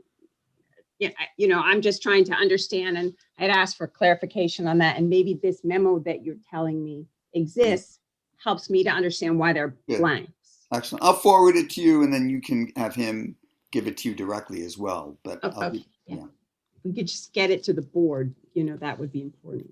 Absolutely. Okay, that's a great idea. And Valerie, again, I don't want you to rush into something that you're not going to be prepared to finish properly. So if you feel it's not going to be done, we can put it over to August. It's not that big a deal. Okay. Right. No, when I'll let you know. I mean, I already took an initial look at the local law previously, so I am familiar with it and the design guidelines. So I'd be happy to. Okay, I just like dumping a lot of stuff on you, but thanks. And just make sure you don't have any members of the public who wish to add their 2 cents. Right. So is there anybody from the public, aside from Patty, who has anything to say? I don't see anyone with their, oh, I lied. Hold on.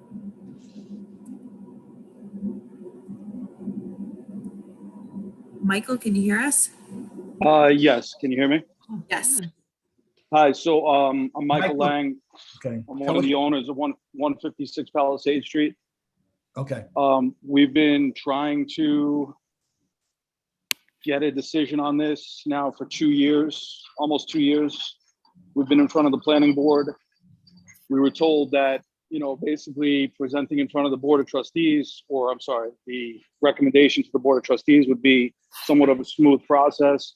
Now I'm hearing that it's really not a big deal and it can be pushed out, possibly a month. And I'm just wondering if there's any way to get this sped up a little bit since we've been waiting almost 2 years now for this.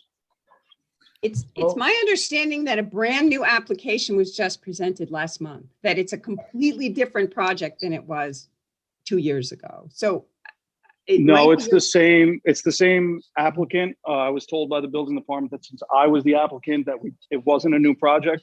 We could submit new plans with a different architectural firm. And that's where we're at. That was submitted to Ed Manley today to be presented at the next meeting.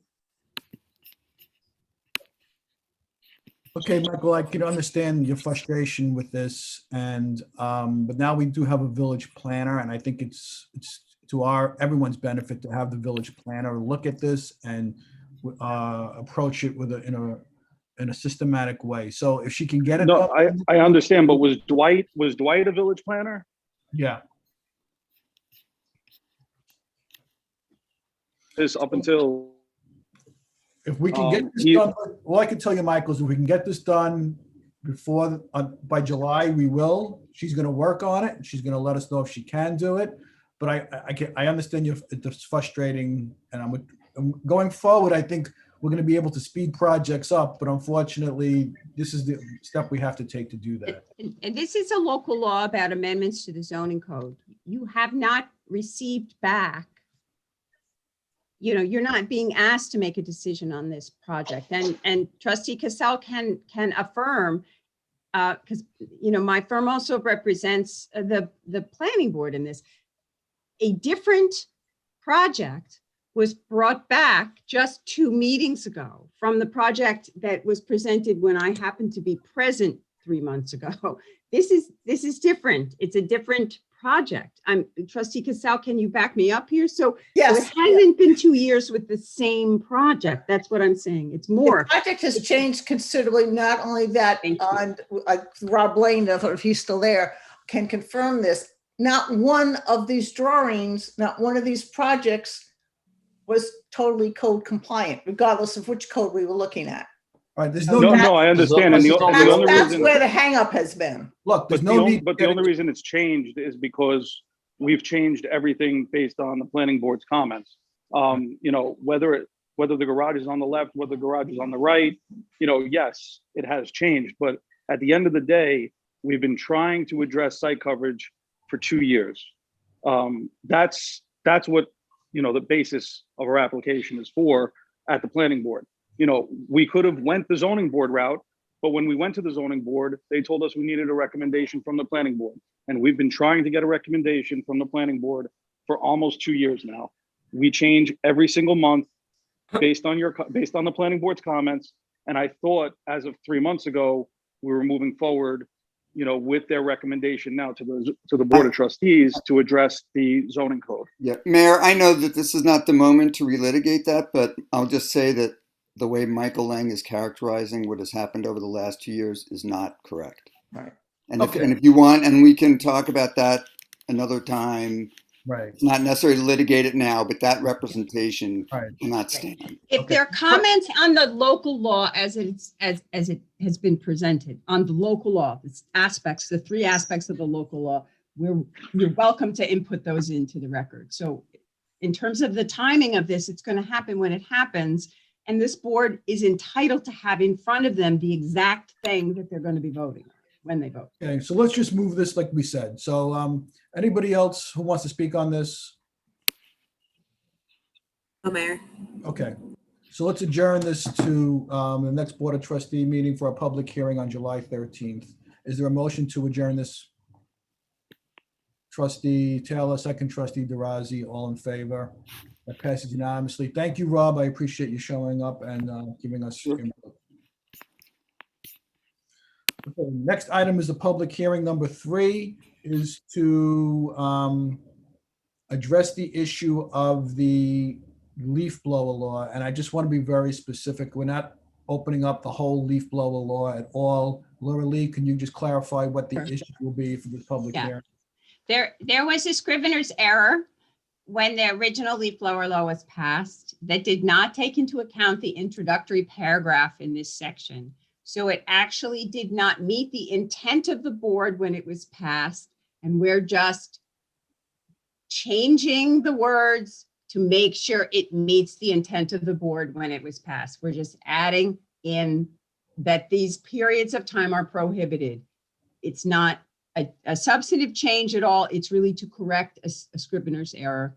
And we're also, at Trustee Taylor's suggestion, using the same dates that already exist in the neighboring municipality of Hastings. Hastings. So Yeah. Thank you. So Is there that's all you're doing. It's just really a clerical error. It went unnoticed. It happened to be brought forward by Rob Barron, who was on before, and his wife, the attorney, pointed out this doesn't, we're missing some words here. So that's all you're doing, is you're just putting in the words that were missing when it was originally passed. Okay, is there a motion to open the public hearing?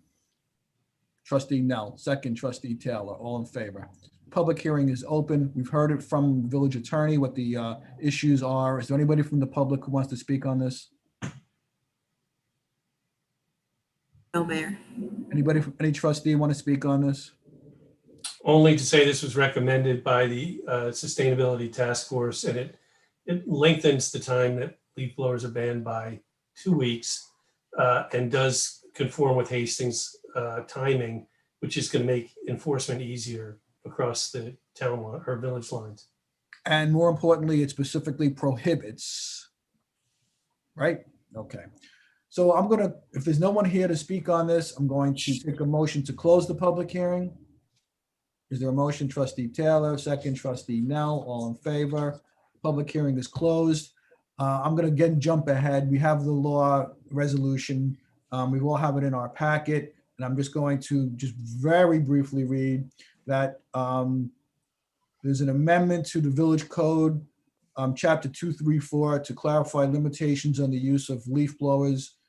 And section 2, number 1, the use of all leaf blowers excluding electric powered are prohibited except between March 15th and May 15th and October 15th and December 15th, and then only from 8 a.m. until 6 p.m. and on Monday through Friday, and 10 a.m. until 5 p.m. on Saturday, Sunday, and holidays. Is there a motion? Trustee Taylor, second trustee DeRozzi, all in favor?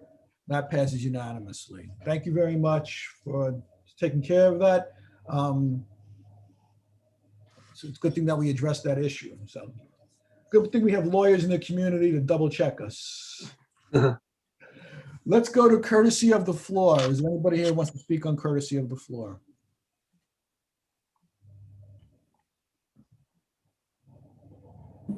Yes. Yes, sorry, two just raised their hands. Yes. Can I speak? It's Rob Lane. You're here. Yes, we can hear you, Rob. Okay, very, very briefly, I just want to give you a brief report. As you know, because some of you were there, on June 2nd, the Affordable Housing Task Force convened our first virtual public workshop. It was facilitated by Pace University Land Use Law Center. It was paid for by a grant from the Affordable Housing Action Council with some matching funds from the village. In terms of promotion, to get as many people there as we could, we used the mayor's newsletter, the village Facebook posts. There was an advertisement, a large advertisement in the Enterprise. Plus, we used the Enterprise calendar listing. There were about 12 co-sponsoring organizations that sent out emails and Facebook and Instagram posts to their members, as did members of the Affordable Housing Task Force. We also printed flyers, which were distributed around the town.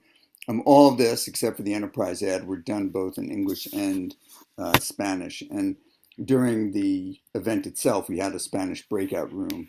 We had about 50 people attend. There were a broad variety of types of people, from people who lived in Dobbs Ferry for more than 30 years to people who have lived here a week. Renters and homeowners, single parents, seniors, empty nesters, young families, single folks. It was a good cross section of the kinds of people that live here in Dobbs Ferry.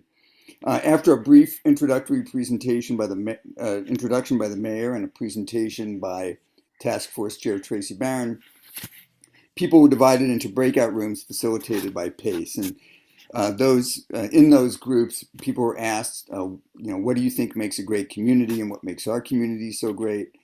How are the values that you raised related to housing? And how can housing strengthen our community?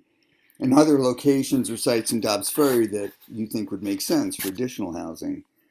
And what we heard, sort of the most common values were really related to diversity, a sense of community, walkability, easy access to transportation into New York City and around Westchester, and broad support for the need for action to support affordability of housing in Dobbs Ferry.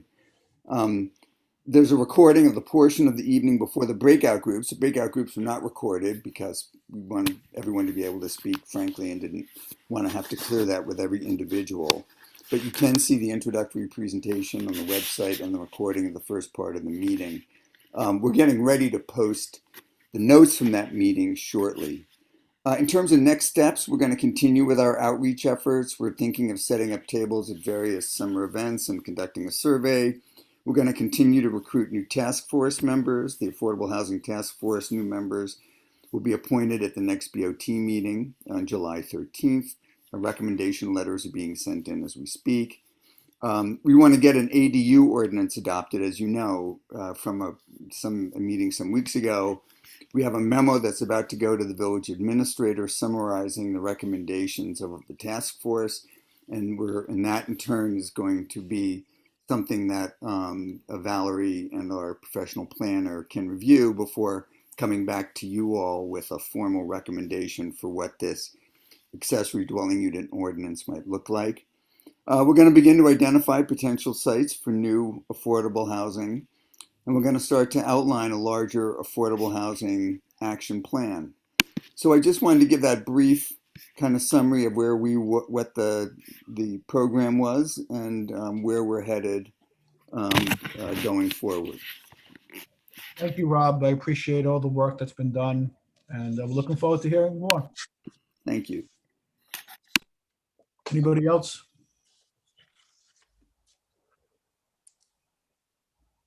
Maria, can you hear us? I can. Can you hear me? Yes.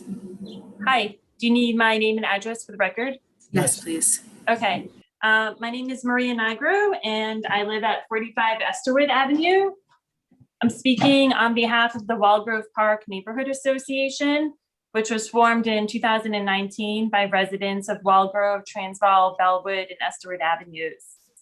The Wildgrove Park neighborhood would like to raise a few issues relating to the Masters School and its newest construction project, the $16 million Innovation and Entrepreneurship Building. Our concerns can be distilled into issues regarding the health and safety of our community. The first issue relates to the environmental impact Masters has on the village and issue resources. You may recall from the May 4th email our neighborhood association sent to the BOT that there is a stormwater issue involving Masters that has led to the erosion of the Esterwood Trail, pooling of water on Transvaal Avenue where there's no sewer drain and where students en route to the Springhurst cross daily. And finally, further down the street, runoff behind Esterwood Mansion has destroyed the Esterwood curb, which the village owns and maintains. We suggest that the village use the new building and the relevant permit and approval process as an opportunity to engage Masters in a conversation about its environmental impact.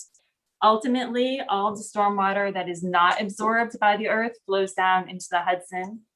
Masters has submitted a preliminary stormwater management plan for the new building, but the plan only looks at the immediate building vicinity, not at adjacent areas like the Esterwood Mansion and the carriage house on campus.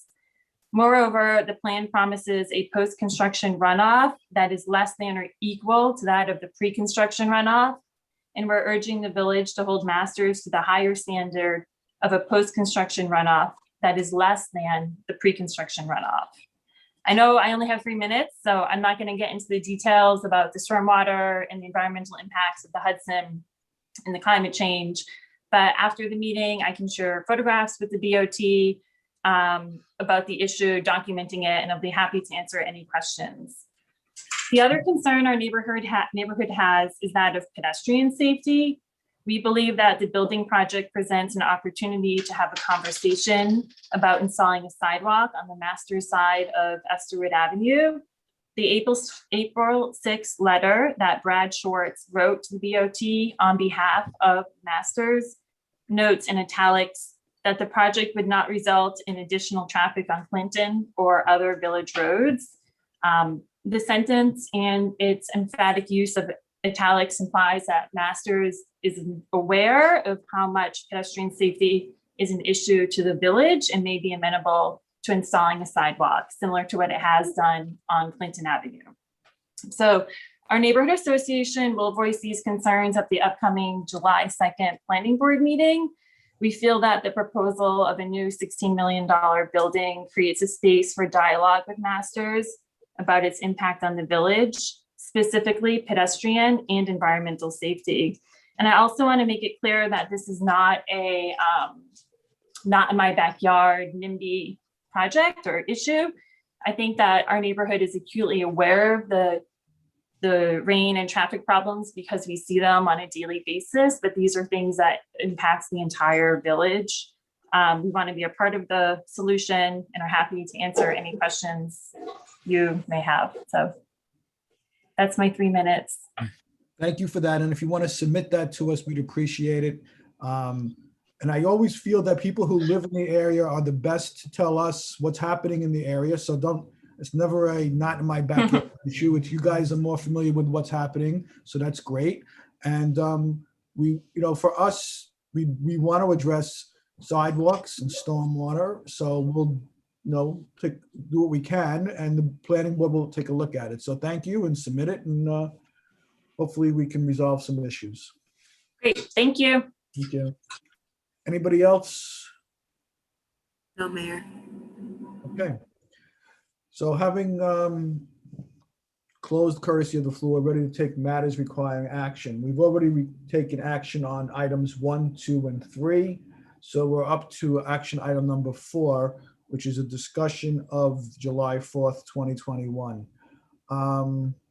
Richard, I know you submitted a memo on this. I know the last meeting, the board was in favor of going forward with fireworks. Have you come up with any more information, suggestions? And I know Rick is here as well. So what's your findings and opinion? I mean, we issued, with this changing coronavirus situation, it's changing daily. The chief reviewed the situation and issued a memo recommending that it not be held this year for a myriad of reasons. And you may want to, I would defer to him, and he may want him to elaborate. Honestly, it's sort of late in the day to try to plan something in less than 2 weeks' time. Personally, I would recommend that with this whole situation opening up, you may see another opportunity later in the year when you might want to have a fireworks celebration. That might be a better option this year because we're in sort of a transition. In addition, you have your sesquicentennial coming up, I think, in 2023. So we're going to be bringing that conversation back to you. That's kind of a separate issue, but clearly you'd want to have a big bang for that. But with the calendar and with the situation, I mean, I defer to the chief in terms of what his concerns were. But honestly, at this point in time, it's late in the day. But of course, it's a board decision. But I would encourage the chief to voice his opinion as well. Okay, chief.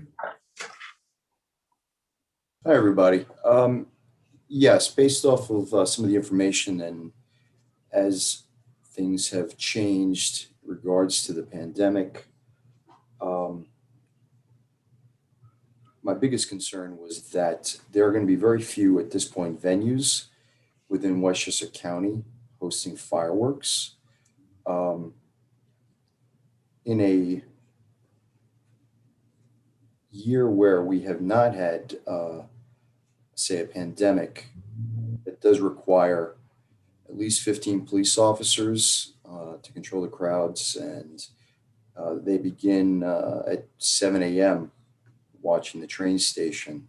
So one of my thoughts was that, again, by not having a large amount of fireworks that potentially can offset crowds throughout the county, we become a destination point. And having the easy access with the train station is a variable that we can't control. Certainly we control the parking, which is what we normally do for village residents. But, anybody walking or coming into the train has always been welcome to enjoy the fireworks. And, we can see large crowd swells. So again, also with the timing, I still have to make sure that I can get overtime covered so that we have the proper amount of police officers present for the event. So those are just some of the, just a brief overview of my concerns as to hosting, just from the safety standpoint. That has nothing to do with, the financial aspects that was mentioned by Richard, or Jeff could elaborate too. But that was my issue with the fireworks. Different time frame. I think it would have been a lot of fun. No pandemic. Multi municipalities hosting fireworks really would have made things a bit easier. But that's kind of my thought in regards to 4th of July for next week. Okay. Kendra, did you investigate, is it even possible to have a vendor do this? I think we've lost our window of opportunity for this year. And it's something we should look forward to, either next year or at a different time. And when you say that, you've reached out to people and there's no openings, or what? They were booked and we had found another vendor, but we needed to let them know by now. So yeah, there's nobody else to do them.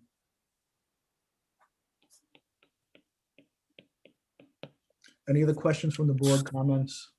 I'm gonna just say that I'm disappointed to hear that, because we did vote on it at the last board meeting, and I think we were aware of the chief's concerns, and I think that the same communities that were doing them 2 weeks ago, Sleepy Hollow, Yonkers, Mamaroneck, there's even more, I think, that are doing them now than 2 weeks ago. And I've personally been down at the waterfront when I first moved here, where you couldn't even get down. I couldn't even get off the train bridge to get down to the waterfront because it was so crowded. So there's definitely been years where the crowds are, huge, and there wasn't a pandemic, and we seem to have managed, and there's never been anything that I've heard of that would cause real serious safety concerns. And I don't think that would have been true this year either, especially with Sleepy Hollow and Yonkers doing them, and Rye Playlands doing them on their normal schedule. Too, and it is a really big Dobbs Ferry tradition, and the board had voted in favor of it last time. So I'm disappointed in how we handled the process, and that we've now lost out on the opportunity. And I think that this should have been handled differently, and we should have locked it in. And if there was a date certain by which we had to tell the fireworks people, then I think the Board of Trustees should have been aware of that, because it really is a tradition, and it would have been nice for the community to have it again. And just having a picnic and some music for a few hours during the day isn't going to be the same. So I'm just personally disappointed in myself and us that we let this opportunity slide by this year. And I personally think having it at a different time of year would make the safety concerns even bigger, because nobody else would be doing fireworks on that day. People traditionally go away for July 4th. There are lots of different reasons why the crowd would be lesser and more controlled on July 4th than it would be if we did some random day in August or Labor Day or something else. Anybody else? One of the things that the board, we talked about, I think at one of our prior meetings, or maybe more, was perhaps to do something that was a smaller event to recognize July 4th. It didn't involve fireworks, maybe something that's family or kid oriented. I don't know if that's a parade or something, But there may be an alternative to fireworks, but something to mark the 4th for people who want to do so would be a possibility. I thought we already had that planned. Please tell me that's planned, Kendra, that we have Joe Rooney and the music and activities for the kids down at the waterfront during the day. Correct, from 12 to 5. That is the plan. Great. So it's already happening.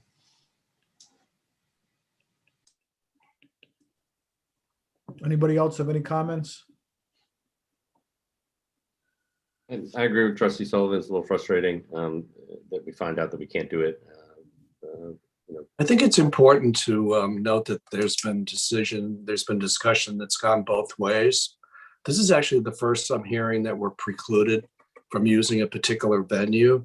So I think instead of dwelling on that point, you might want to consider whether it's actually doable. Is this feasible? You might want to consider the chief's comments, whether you find them to be valid or not. I think a decision should be made whether you want to try to have it or not. And then we'll try to see if a vendor is available. This is the first I'm hearing that the vendor is not available. So I don't really want to use that as a reason for a decision. I think that's really unfair, actually, considering the conversation that's gone back and forth. If you want to have it, then make the decision and we'll try to find a vendor. We may not be able to, but it's unfair to say that, that this has popped on you. I think you should decide whether this is something you want to do this year to try to do it for this July 4th holiday, and we'll try to identify the vendor. I think we did that the last meeting. That was that's the point of this, is that we voted 6-1 in favor of doing this at the last meeting. We asked Kendra to reach back out to the vendors, and because at the time the one that she was originally discussing this with wasn't able to make it work, so I think we already made that decision.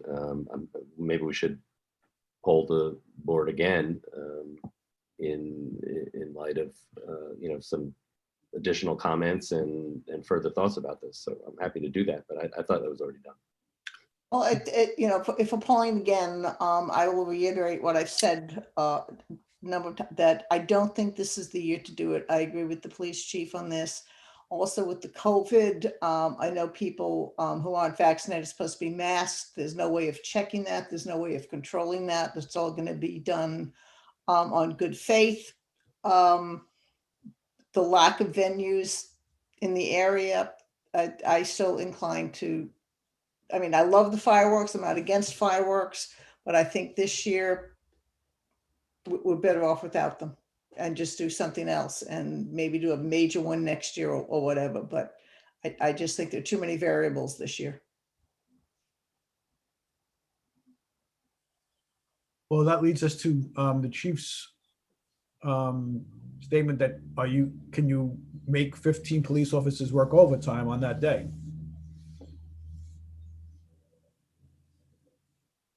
I would have to, for the contract, we would canvass to see if we can get volunteers first. And if I'm unable to make that mark, then I would have to order officers in on that day. Okay. All right. So Trustee Taylor, how do you feel about it? I have mixed feelings. I think it would be wonderful to be able to celebrate it. We would have to do it safely. But I think if the chief can produce the manpower that he feels is necessary to keep the event safe, that we could do it. Okay, Laura? I agree with Larry. I do respect the chief's concerns, and I also would love to see them, but I want to have a clear understanding of what it's going to take for us to make it happen. What do you mean? Because if the chief cannot get the manpower that he needs, and we are, Kendra also need to secure the vendor, I feel that we are very late on the game at this point to try to make it happen. Me personally, I don't like things to be planned in a rush and at the last minute. So at this point, I'm just not so much in favor of it for all of the different variants that it has been discussed. I just think that it's too late on the game already. We have danced around this topic way too much. And at this point, I just don't think that it's going to happen. I think we're too late on it already. Okay. Christy? I think if it's possible, we should do it. And I don't know how fast they came and did it over in Terrytown for the 70th percentile reach, like they did fireworks It was in Nyack. Nyack. Yeah.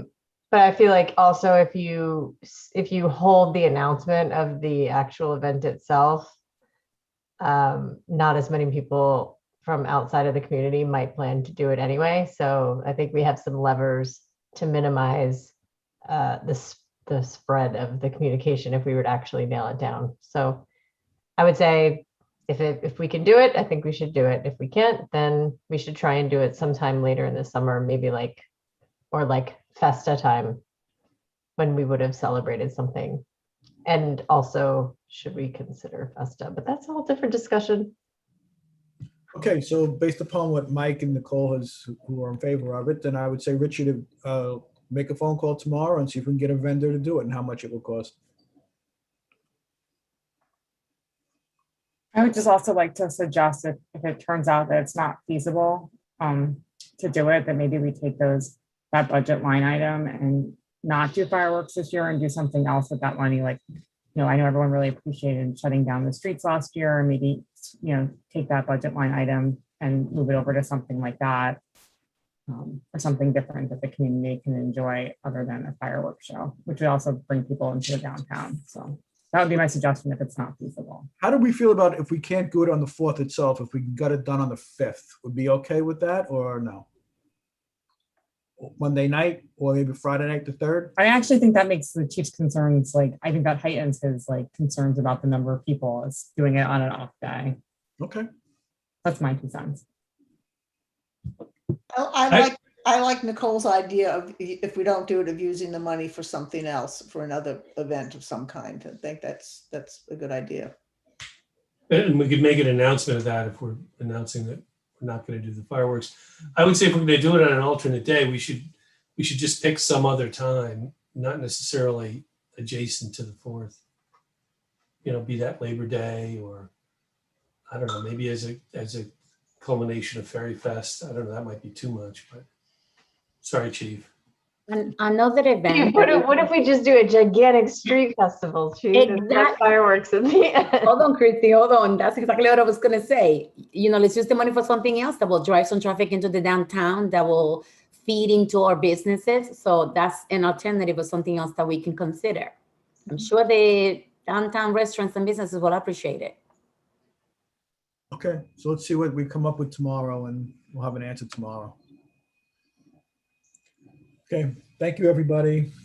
Action item number 5 is the setting of a public hearing to address the fees for building permits. So is there a motion to set July 13th, 2021 as a public hearing on the introductory law concerning moving building permit renewal fees to a master fee schedule? Trustee Sullivan, second. Trustee Patino, all in favor? That passes unanimously. So we're setting a public hearing date for July 13th, 2021 at 6:30 or as soon thereafter as may be heard.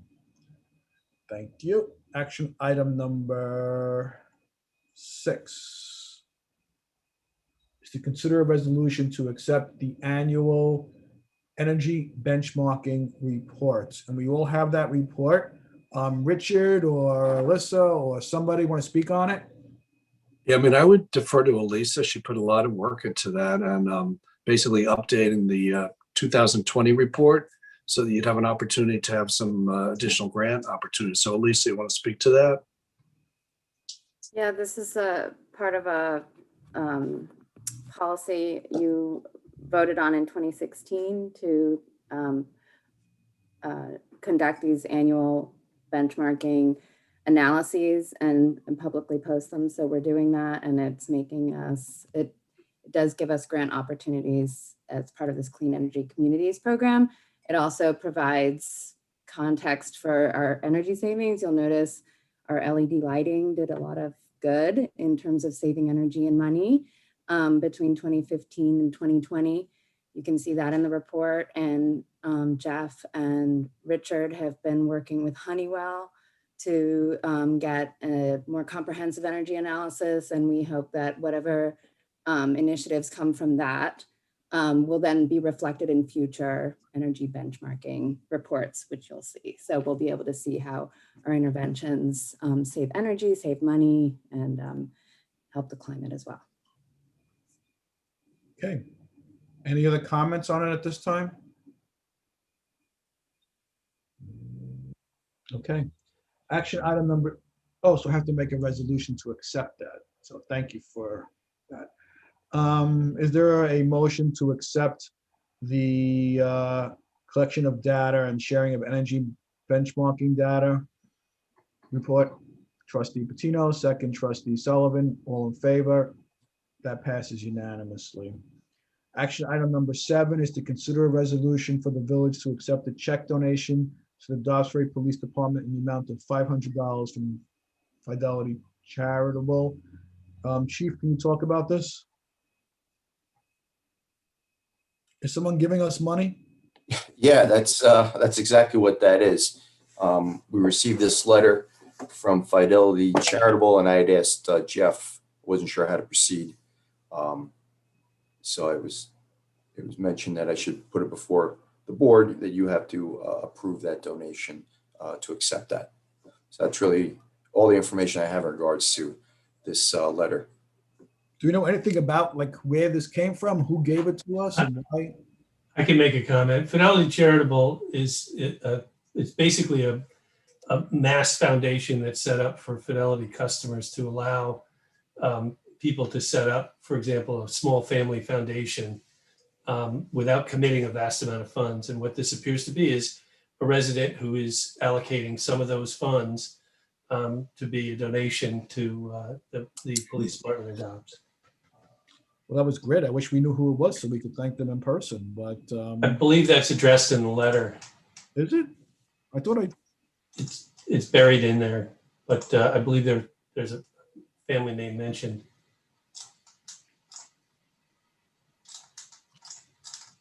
Yes, you're right. I underlined it when I looked at it, so that's my fault. But okay. Well, thank you very much. We appreciate it. And is there a motion to accept the funds? Trustee Sullivan, second trustee DeRozzi, all in favor? That passes unanimously.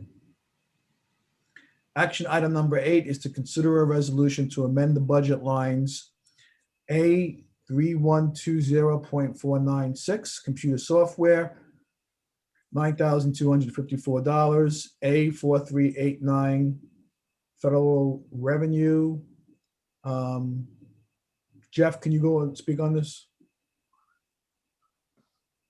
Yeah, police department submitted paperwork for a cyber security grant. I think if I remember correctly, Rick, you've tried a number of years and got it this year. So basically Rick is looking to amend his budget lines in order to be able to spend it. So Rick, do you have any plans of what you're going to do with this? Yes, actually, when we applied, and we have been applying for this grant annually, working with our IT with the village, we're looking to purchase a Barracuda web filter. It's just another way to kind of protect the department computers from any potential outside interference. So this will actually bring the PD, according to the IT vendor, online with what the village has upstairs. It'll be the same Barracuda web filter. So that is what we're looking to purchase. Okay. Is there a motion to amend the budget as outlined in the memo from the chief dated June 11, 2021? Trustee Taylor, second trustee DeRozzi, all in favor? That passes unanimously. As a side note, we should be looking very closely at protecting all of our computers. You know, you read every day how municipalities our size are getting attacked and held for ransomware. So we really should, if we haven't done it, do some kind of an audit to protect, make sure we have all the up-to-date patches and whatever we need. So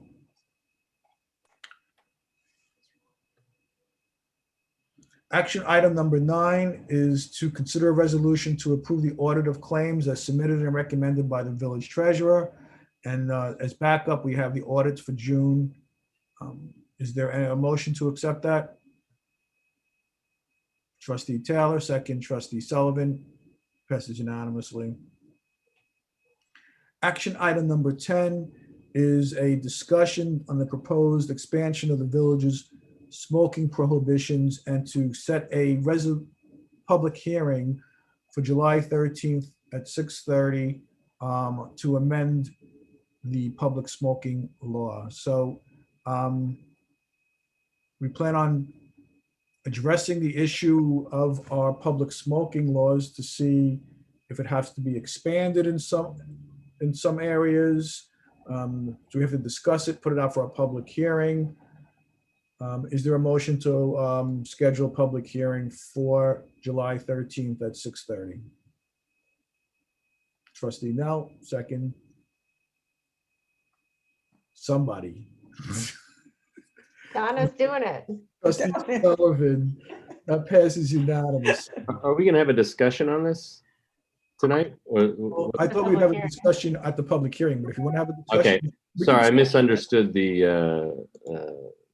that sheet. Well, you can There was a need to address it, Trustee Patino, because your no smoking law, it only pertained to public parks. And when we realized that there were other areas of village-owned or village-controlled property that should be included, I presented that in a discussion with the mayor and came forward with this proposed local law, which just expands it to those areas of the village properties owned by the village or under control by the village by virtue of an agreement or a easement or. Am I missing something? Is there a sort of mass smoking trend occurring, increase in smoking? Motivation behind the governor took action and passed the law which increased the legalized the smoking of marijuana in public. And so we just want to be sure that the police have all of their enforcement tools in place and to be sure that it's clear that no smoking pertains to many areas outside of the standard New York State health laws. So this is just an expansion using similar language to that which is in the MRTA, which is legalization. And the legalization law is in effect now, and we just want to be sure that your village is protected in terms of enforcement ability. Or you may decide not. Primarily, go ahead. Well, I'm saying, or you may decide that you're okay with just having it at the public parks, that kind of thing. So that's why we're having the public hearing, so everyone could talk about it and we could address it and decide what should be the appropriate steps on that. Thank you. Okay. Action item number 12 is to consider a resolution to accept the ARPA coronavirus. You missed 11. You're right, I missed 11. Yeah. Consider a resolution setting the date for an educational public forum regarding the New York State Marijuana Regulation and Taxation Act, including an overview of the regulatory framework and the implications of the law and options available to the village of Dobbs Ferry. So again, as Laura Lee was saying, the governor has passed this law. It has some ramifications for each municipality regarding whether we should permit dispensaries, whether we should permit the actual use of it in the dispensaries, or just have dispensaries sell it and people can't use it, or don't even allow dispensaries. So the first step of that is to have an education program where an expert from Laura Lee's firm, and Laura Lee can elaborate a little bit more on who it will be, can explain what the law is, what our options are, and then we can decide with the public's input how we want to proceed with this. So Laura Lee, do you want to comment on who it will be? Sure. We envision the forum of, it's going to, it'll be just an introduction to the law. It's a very expansive law. It sets a regulatory framework that mirrors very much the alcohol and tobacco framework that's already in place. Those regulations are going to be developed over the next year. There are limited opportunities for the village to be involved. It may require some zoning changes. It may require opting in or opting out of these two of the licenses, and there are many licenses that are going to be regulated by the state. So this is just an educational forum being presented by James Landau of my firm, who was instrumental in assisting Albany with drafting of the law. So I thought it was a good opportunity for you to get an overview and an educational overview of what the law entails. It goes beyond the dispensaries and the on-site consumption at dispensaries. It's very complex, and I thought we could take 20, 25 minutes or so and just hear from somebody who understands the law, what's now and what's available and what's coming down the chute, and sort of thinking ahead, thinking about a future. And one of those opportunities was to expand your no smoking in public spaces. So it sort of goes hand in hand with that. But we'd like to start with this presentation. It's an educational opportunity for us to learn a little bit more about what the law entails. So he'll be speaking in that vein.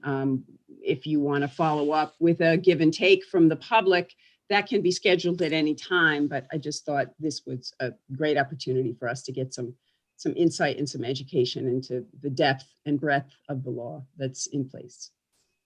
Do we have a big, is there any hurry in doing this in July, because it seems like we already have a lot queued up.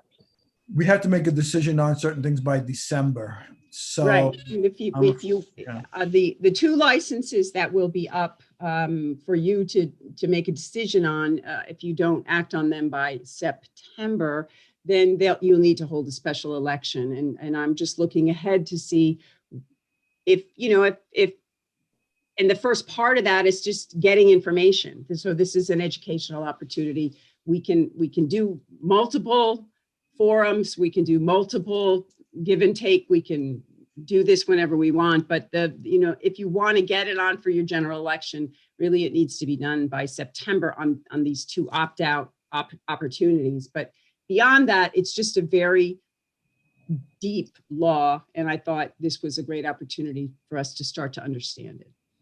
And I think Audsley has already moved forward on it, and some other municipalities as well.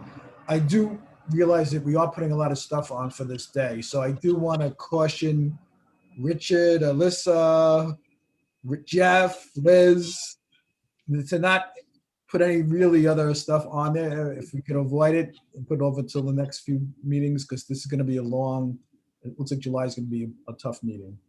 And, the suggestion was in the resolution that we put it on for the 13th, and it would be the first item as the educational forum aspect of this would be the first item. But, you could conduct this public forum in a special meeting. Just it's a way for the board to be educated. And while the board is being educated, members of the public can understand as well. So that's why I wanted to put it on without knowing that a lot of stuff was going to be adjourned to the same date. So now tonight, I think we've adjourned 3 things over as well. So if we feel we want to have a special meeting on this issue alone, we can do that. We don't have to put it over until July 13th, but I do think we should have something in July so we can move this along.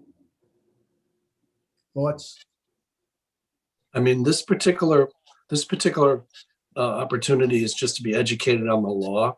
It's not going to call for you to take any action. No. The thing is, you need, as a municipality, if you're going to opt out of certain provisions of this law, allows in terms of sale or distribution, you have to do that before the end of the year. Right. And if you do that, there's an opportunity for people to ask for a permissive referendum. They can bring a petition.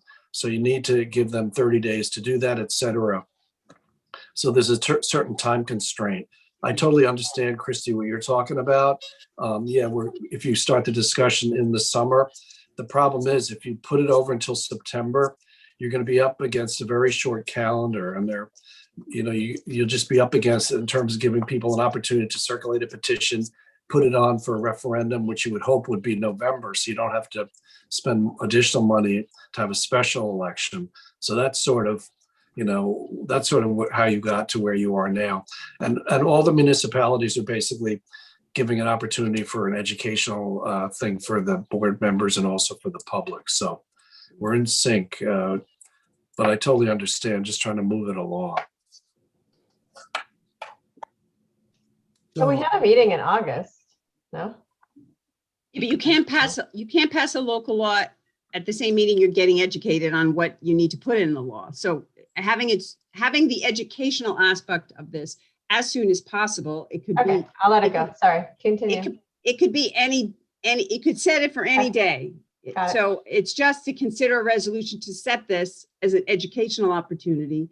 I don't know enough about the law. I'm sure you all don't know enough about the law. Okay, And it okay. is, I don't mean to continue. Keep going. Go ahead. so it can be whenever you want it to be. So if the majority's okay with doing it on July 13th, we'll have it on July 13th. That's fine with me. It's okay with me. There we go. Sorry. Would you like to do it at 6 or 6:30? Would you like to start the meeting with it? I mean, it's completely up to you. Yeah, we can figure that out later. Well, Why don't we see how heavy the agenda is as we go along, and then we could decide. I don't anticipate that it's going to take more than a half hour, 45 minutes for the law to be vetted. So, we can see how many items we have, and we can communicate that as we go. I think you have a quorum, so it doesn't matter, but I may not be at that meeting. I may be on trial. So is there a motion to schedule an educational public forum on July 13th, 2021? Trustee Casal, second. Trustee Nell, all in favor? That passes unanimously. And there's a resolution in the packet, Liz, so you can put that in the minutes. So how long are we gonna make that meeting? My daughter's birthday, that's why I'm saying. Oh, it's your daughter's birthday. All right. I think all meetings should be canceled when we have children's birthdays. Yeah, I should have told us that earlier. Nicole's Yeah. daughter's birthday is today. So, and I've told Nicole not to come to this meeting today, but she's. I know, but July 4th is very important to me. Dedication. And the affordable housing. So we appreciate, and I hope the public appreciates the sacrifices that we do make. But here we go. Actually, I'll try to get this over with. Action item number 12 is to consider a resolution to accept the ARPA coronavirus local fiscal recovery funds from New York.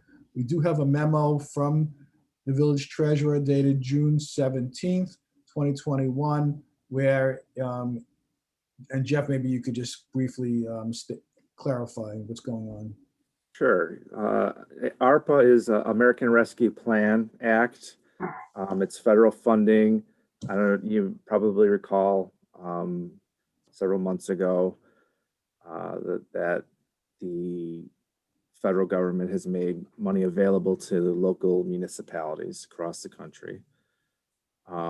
Since that time, they've been working on, process guidelines and whatnot. And this is a recent guidance from the state saying that the municipalities need to either opt in or opt out of the Rescue Plan Act. And basically that's what we're asking for your decision on, to opt in or to opt out of those funds. Why would we opt out? I don't see why you would opt out. Okay. So is there a motion to apply for the American Rescue Plan Act federal funds when they become available? Trustee Sullivan, second. Trustee Patino, all in favor, passes unanimously. Thank you, Jeff. Action item number 13 is an update on the rainbow crosswalk discussion, which I'm going to turn over to Trustee Nell. Hey, hold on.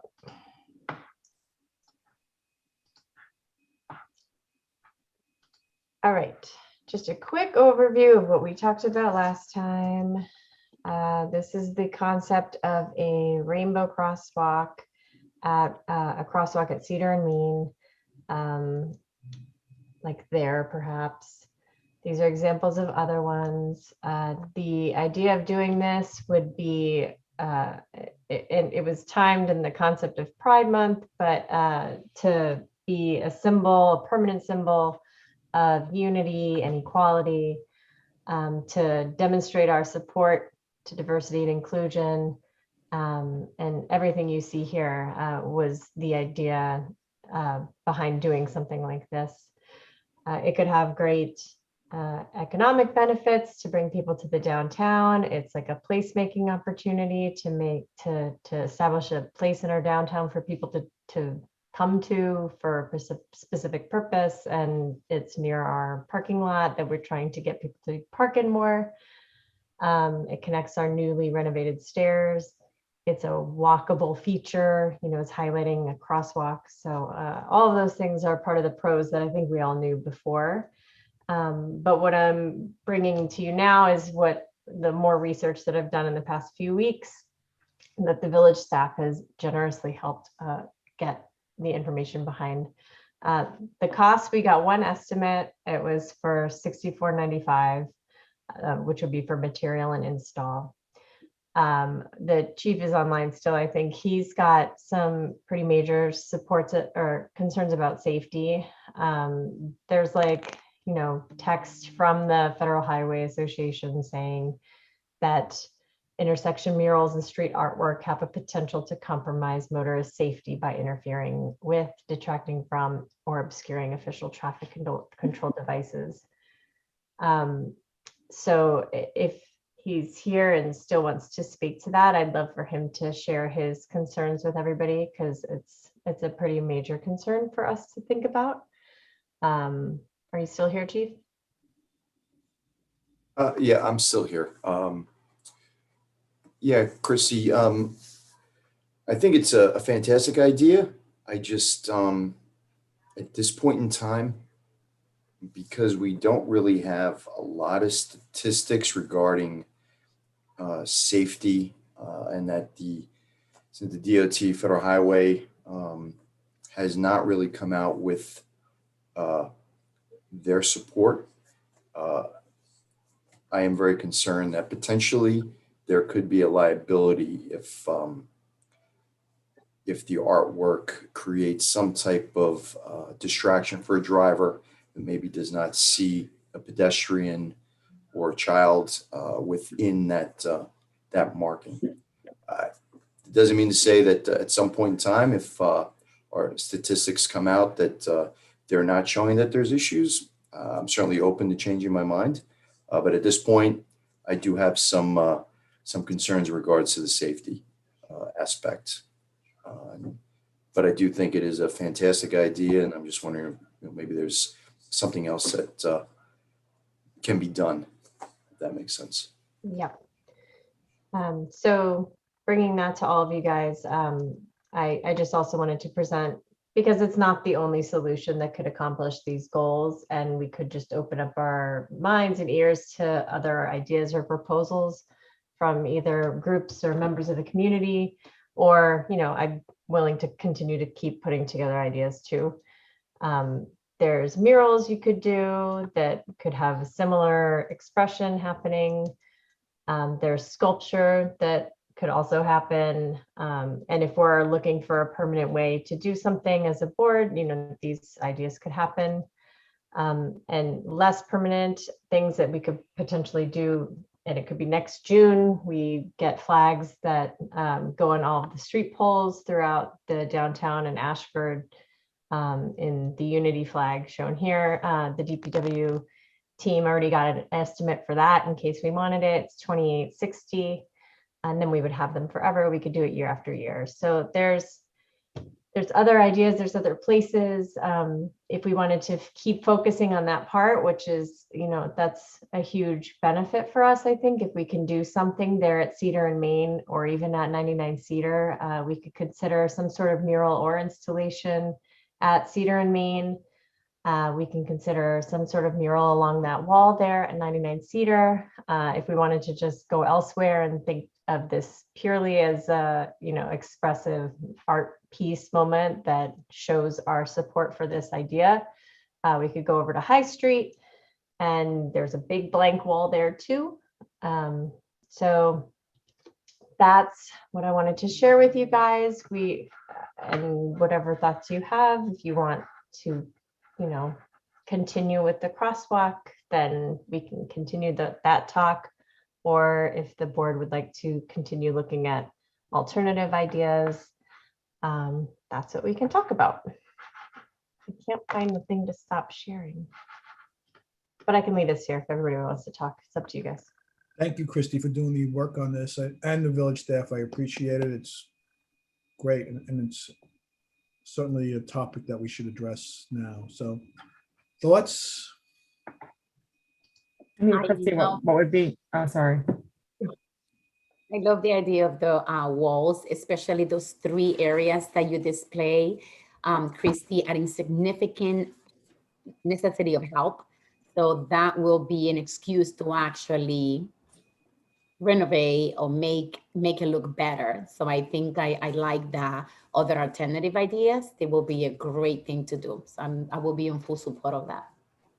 There are also a number of buildings in the downtown that might allow us to put murals on the side of them that are very visible. I don't know whether they would or not, but there's always that option too. Yeah, I'd expressed to Christy and to the board too concerns about the crosswalk, but certainly murals are a great idea, or something in the middle of Cedar and Main. I think might even be more visible to people than just a crosswalk. So, but thank you for doing this. This is really great. Because there is that, especially at the little seating area at Cedar and Main, if the idea is that you go there to, take pictures or whatever, that would be a much bigger concern to do in the middle of a crosswalk on like a hill.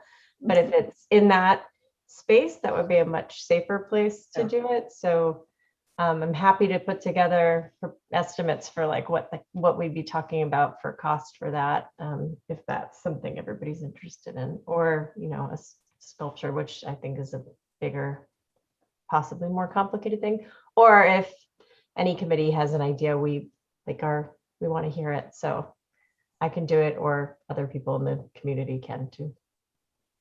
I think a mural is a great idea. So if we have a majority on the mural, we can then, steps should be taken for the mural. So how does the rest of the board feel? Mike? Can I just ask Christy a question before we start? I'm sorry.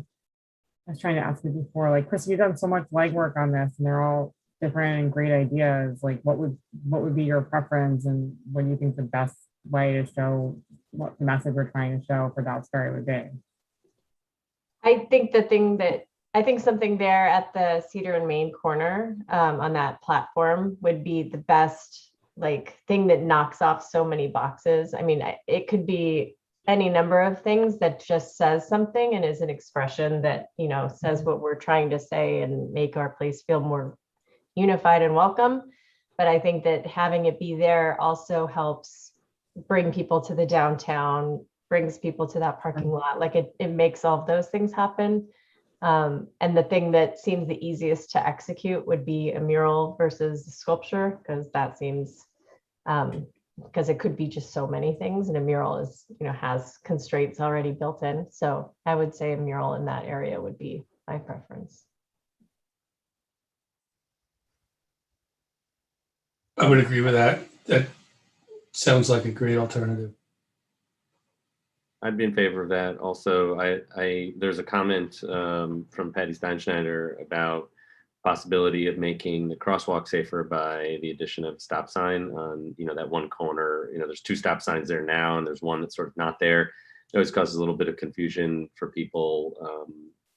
There's some expectation that there should be one from other drivers coming from the other direction. So I don't know if that's a possibility, Chief, about making that crosswalk a kind of safer alternative, but it seemed like a good possibility to consider. If we want to get something done sooner rather than later, then and Chrissy, you think it's the best thing to do is the mural, then I'm all for it. But if there's a way we can keep considering and perhaps integrate the mural into the crosswalk, that sounds like a great idea too.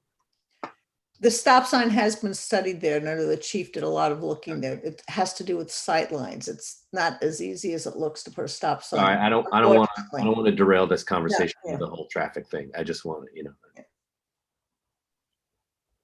So I think we should go forward with Nicole. Do you want anything you want to add, Nicole? No, I think it's a great idea. I think thank you, Christy, for spearheading it and bringing it to the board. And I think anything we can do to make the community feel more inclusive is great. And that's a perfect location. I just didn't know it's a crosswalk. I don't think the crosswalk, like they did it in Seattle, I think it was, or somewhere in Washington. They studied it for a year and there were no pedestrian accidents because it wasn't black and white, but I'm fine with an alternative. Okay, so maybe we can move forward with this and we can open up. I'd love to see if we can get like a local kids or people, professional artists, whatever so, that's the next step. But Christy, maybe you could work that with Richard and the staff and we could see how this works. Okay? Mhm. Okay, thank you again for that, taking the time. Okay, action item number 14 is to discuss the boat docks at Waterfront Park. So, Richard, I think you've gotten, Yeah, so Good. so I think when we spoke last, there was a discussion about getting the dock put into the water. At that point, we only had one vendor. I think that in order to comply with your procurement policy, more than one had to be identified. And that's what I think Stephen and Jen have been focusing on doing. They were able to identify one additional vendor. So we have two. And Jen, maybe you want to speak to this, or Stephen, I don't know, maybe what you found. Basically, well, first of all, we wanted to know if you guys even wanted the docks in because it's so late in the season. So that's originally why we wanted the discussion, because we just didn't know what you guys wanted. And then part two is we could either keep doing it the way that we have been doing it with the company that we've been doing it with, which requires DPW assistance, more than 6 guys for the whole day, which takes us away from other things. And then, or we can go with a different company that's a little more expensive with the idea of entering into a multi-year agreement, which would save the village money because they wouldn't need DPW moving forward because they would store the docks offsite in Verplank. And it's more money originally, but I think it would save the village money overall. But it's up to you guys. What the season is, I mean, if we did it now, when would they take it back away? Would that be like in October or? I think originally when we went out to bid, if anybody knows this off the top of their head, correct me if I'm wrong, I think it was March to November is when we wanted them in. It was like mid-March to mid-November. Okay. And the pricing was for the second company was like 9,000, was that right? 75, I think it was off the top of my head. I think it was 7,500. It was 7,500. Was that for taking them, like putting them in and then taking them out at the end of the season, or is that just putting them in and then it can be an additional price to take them out? So because we don't know what we want right now, we just asked for a price to put them in.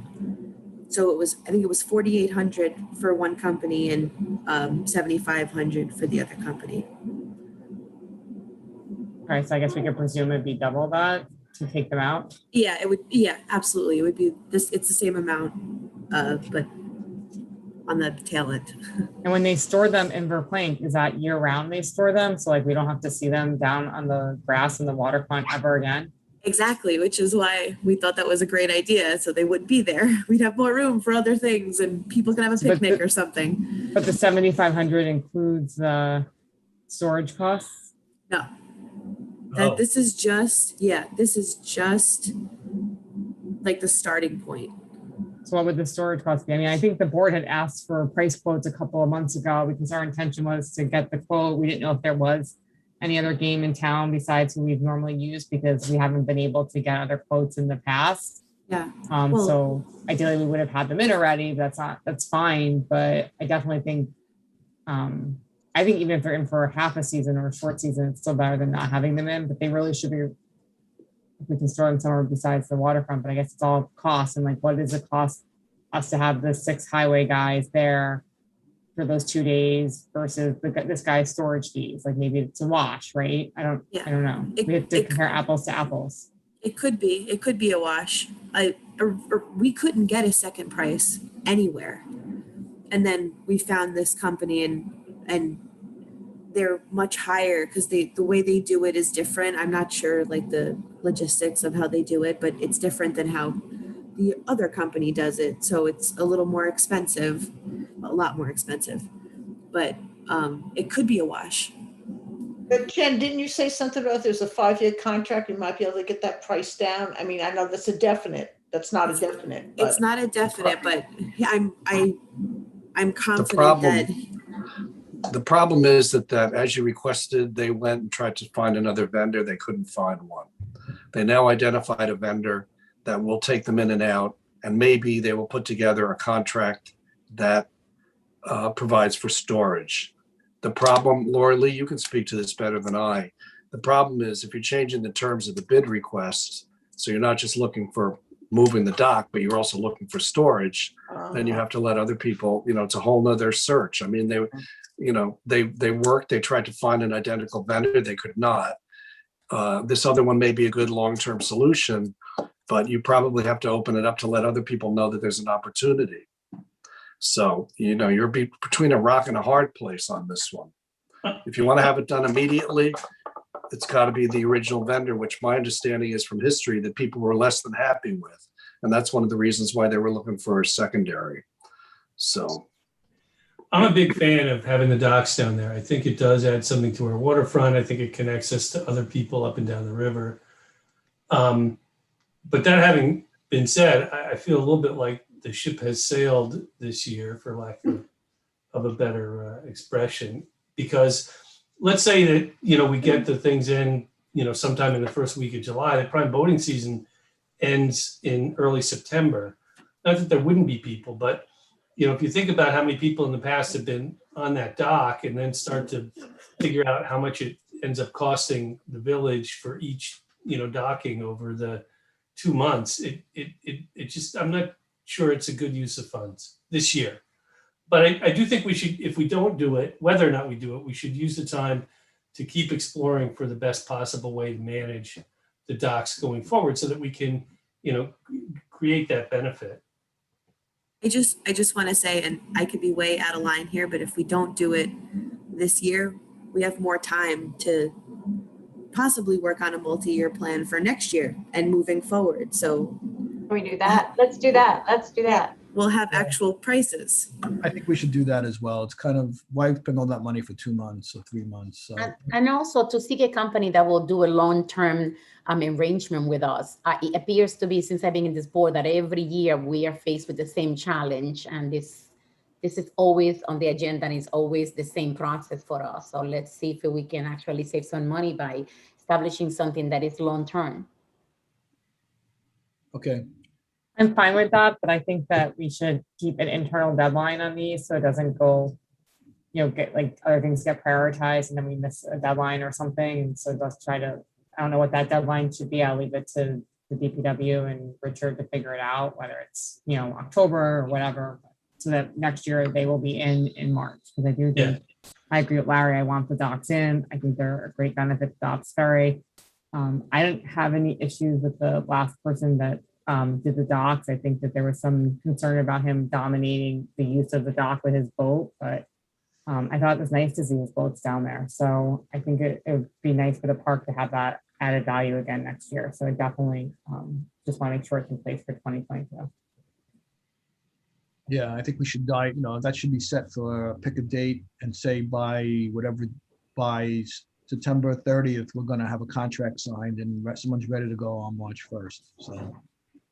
which is the, hopefully will happen moving forward. We'll have a contract and they'll know March 15th, they have to be in the water. So the company will just deliver them. And then on November 15th, when they have to take them away, we won't see them until March again. And Jen, just again, reiterating, if they need to come out for an emergency, for a storm or something during the middle of the season, that's all inclusive. That's not an additional fee, correct? Well, I'm sure that'll be discussed in the contract, but from what I understand, it was no additional fee. It was if they have to come in a pinch, they'll come. Okay, so that seems to be the consensus of the board. So thank you, Jen, and we'll look forward to moving this along in the fall. Thank you, guys. Next action item is the minutes, which is online. Is there a motion to accept the minutes? Trustee DeRozzi, second. Trustee Nell, all in favor? Minutes pass unanimously. They're accepted. Mayor, I think that the DPW had two resolutions they needed to add to extend their annual bidders on a month-to-month basis to provide an opportunity for procurement bidding and reaward of a contract. I don't know. Stephen, are you here? There were resolutions I sent over in blank to be filled in. When? To me? Yesterday, day before. It's been a while. We discovered we needed to do an extension of the contract, and the information we had was outdated. So, So is this just for the 30-day, like extending it 30-day? Yes, and Jen and Stephen have reached out to both of the vendors. These are the annual bidders for your paving and sidewalk and concrete, and also your equipment rental. Right. Yeah, so we went out to bid in 2018 and we extended it in 2019 to go to 2020, and we wanted to extend it to 2021 to go to 2022, but we were advised to go out to bid again. So now I guess we have to go out on a 30-day like extension until we get the bid results back, right? Yes. I just want to make sure I'm explaining it correctly. You're correct. They reached out to the vendors. The vendors are willing to continue to provide services on a month-to-month basis. It's likely going to be 60 days, so 2 month-to-month. And they'll be continuing to provide these services and goods to you. It provides the village the opportunity, the DPW the opportunity to draft bid specs in order to re-advertise and get a notice of bidder published so you can award a contract for the next year. Right, I don't see anything, so can someone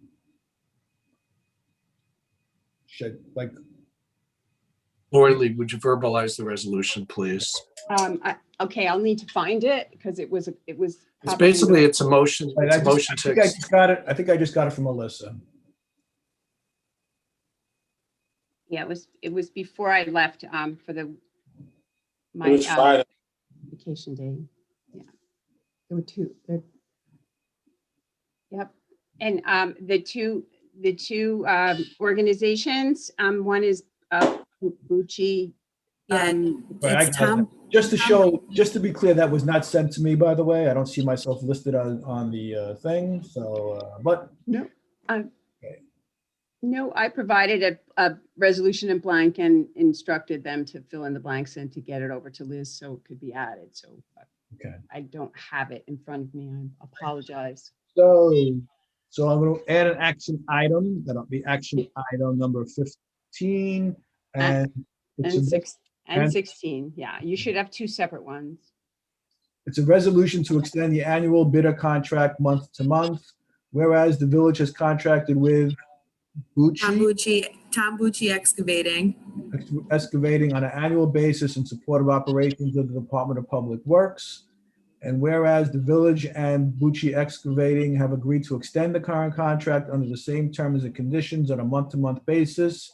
Now therefore be it resolved that the Board of Trustees hereby authorizes an extension of the contractual relationship with Bucci Excavating on a month-to-month basis for the purpose of providing an opportunity to conduct a new round of bidding, and authorizes the village administrator to execute any documentation necessary to the extension. Is there a motion? Trustee Casal, second. Trustee Taylor, all in favor? Passes unanimously. What's the second one? Paving. Pat Paving? Paving Pat- Incorporated. Pat Paving Incorporated. Whereas action item number 16, whereas the village has contracted with Pat Paving Incorporated on an annual basis in support of operations of the Department of Public Works, and whereas the village and Pat Paving Incorporated have agreed to extend the current contract under the same terms and conditions on a month-to-month basis, now therefore be it resolved that the Board of Trustees hereby authorizes an extension of the contractual relationship with Pat Paving on a month-to-month basis for the purpose of providing an opportunity to conduct a new round of bidding. Is there a motion? Trustee Nell, second. Trustee Patino, all in favor? That passes unanimously. Okay. And we did the minutes, right? Yes, we did. Right, Liz, wherever you are? There you are. Thank you. Okay, that brings us to the trustee liaison reports. The zoning board of appeals. Anybody? Not much. It's just a fence on their agenda last meeting. Okay. Youth Service Council. Maura, do they meet? Yes, we actually had a very brief meeting. Currently, right now, what is happening is that we are in the process of interviewing for our Youth Services Council coordinator. We are still in need of a chair, so I open that to any volunteers that would love to join us. They will be, the team will be working throughout the summer, developing a PSA for Welcome Back to School, and that video, and creating a video that will describe the history of the Youth Services Council and exactly what we do in the community. I would like to throw out there as well that Cap and Cones are going to happen on Saturday the 26th. Justin Kincaid, who is the person that actually plans this event, is actually distributing a flyer, is everywhere on social media, and it is happening on Saturday the 26th from 12:30 to 2:30 p.m. at the waterfront. It's normally a great event. It gives us an opportunity to interact with our caps, and everybody gets to put a face to a name, and it's a really, really fantastic event. So I encourage everybody to please attend. I also had a meeting on the 14th with the Human Rights and Diversity Committee. We are having our monthly meetings, and our discussion and preparations and different things that we did was really supporting a lot of the neighbor communities with some of the celebrations for Juneteenth, which I want to send a public thank you to Children's Village for the incredible event that they put together on June 18. Members of the board, myself, actually attended. Many members of the Diversity and Human Rights Committee were there volunteering. And it was really, really a beautiful event. So I really thank them for putting this together, and for everyone within the community that actually attended the event. One last thing that I have, Mr. Mayor, is just an FYI for everybody. It's not a favor or against, but I would like to encourage a lot of the parents and residents to please be or get engaged with the Board of Education. There is some initiatives that they are trying to put together to change the curriculum of our school. And I know that a lot of parents don't know about it. So I want them to please get involved, get educated, and know exactly what is it that the Board of Education is trying to do with our district, with our children. So I'm not going to get into too much detail. I just want you to go into their website and get informed about what's going on. Thank you. Okay, thank you. Parks and Rec. Kendra's on, so she might have a better memory. I did have to hop on late. I don't think there's anything too much going on. The pool has sold over 500 memberships. And it seemed like it was pretty busy this weekend. It opens full-time, I guess, after this week, during the week too. So we open 10 to 8. We had a lot of requests for events at the waterfront. Anything else, Kendra, that's of note? Nope, I don't have anything else right now. And we were lucky actually, so we should actually commend the rec department because we had enough lifeguards and counselors when it seems like Greenberg and other communities are struggling to get those employees this summer. So good job for being ahead of the game or being an attractive place to work. I don't know, or both. Is that the birthday girl we're looking at? No. No, that's a 9-year-old. Nicole, do you want to speak about the Friends of the Library event? Sure. They did a commemoration, I guess is a good way to say it, for Vicki Jones for her 29 years of service to the Friends of the Library. I think she has served in every capacity on their board. And then she single-handedly, well, I shouldn't say single-handedly, but she spearheaded with a few other people to reinvigorate the Friends when the last board had decided they wanted to resign and were going to shut it down a couple of years ago. And so without Vicki, I don't think we'd have a Friends of the Library, and it's vital to the library because it provides a lot of their programming fees and stuff so that there's they have the ability to do stuff. And they've created an endowment that they did many years ago, and now they have a donation that's coming in next, I don't remember, a year or two, that's going to amount to like several $100,000 for the library. So they really do a good service for us and our community. And so it was a nice celebration. Unfortunately, it was moved to the library from the waterfront because of the rain. But they had some nice music. One of Vicki's friends played, and about 25 people came, and Mary Dean Kimsky gave her a proclamation, made July 6th Vicki Jones Day. So we go to the Westchester County Center, it'll be up there. And the mayor gave her a very nice proclamation as well, that, including her dedicated service to other areas of the village, and honored her as June 20th as Vicki Jones Day in Dobbs Ferry, which she pointed out after you left was the day that the Friends was formed. Ironically, so that was kind of nice. Okay, so that was great. And I want to thank Liz for doing that proclamation. So thank you, Liz, for that.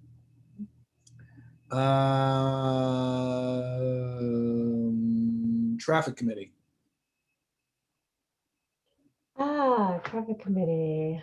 Well, Rob was here and he talked about the bike channel for that grant that we're going for.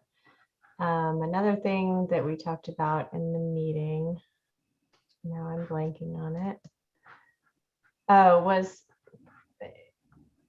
the concept of how we can use our our new village planner and get them to help the traffic committee and advise them every once in a while. That's just something that I'm hoping to talk about with, or that Rob will hope to talk about with Richard at some point. I'm not sure how feasible that is, but to have them have an expert that they can consult with would be great.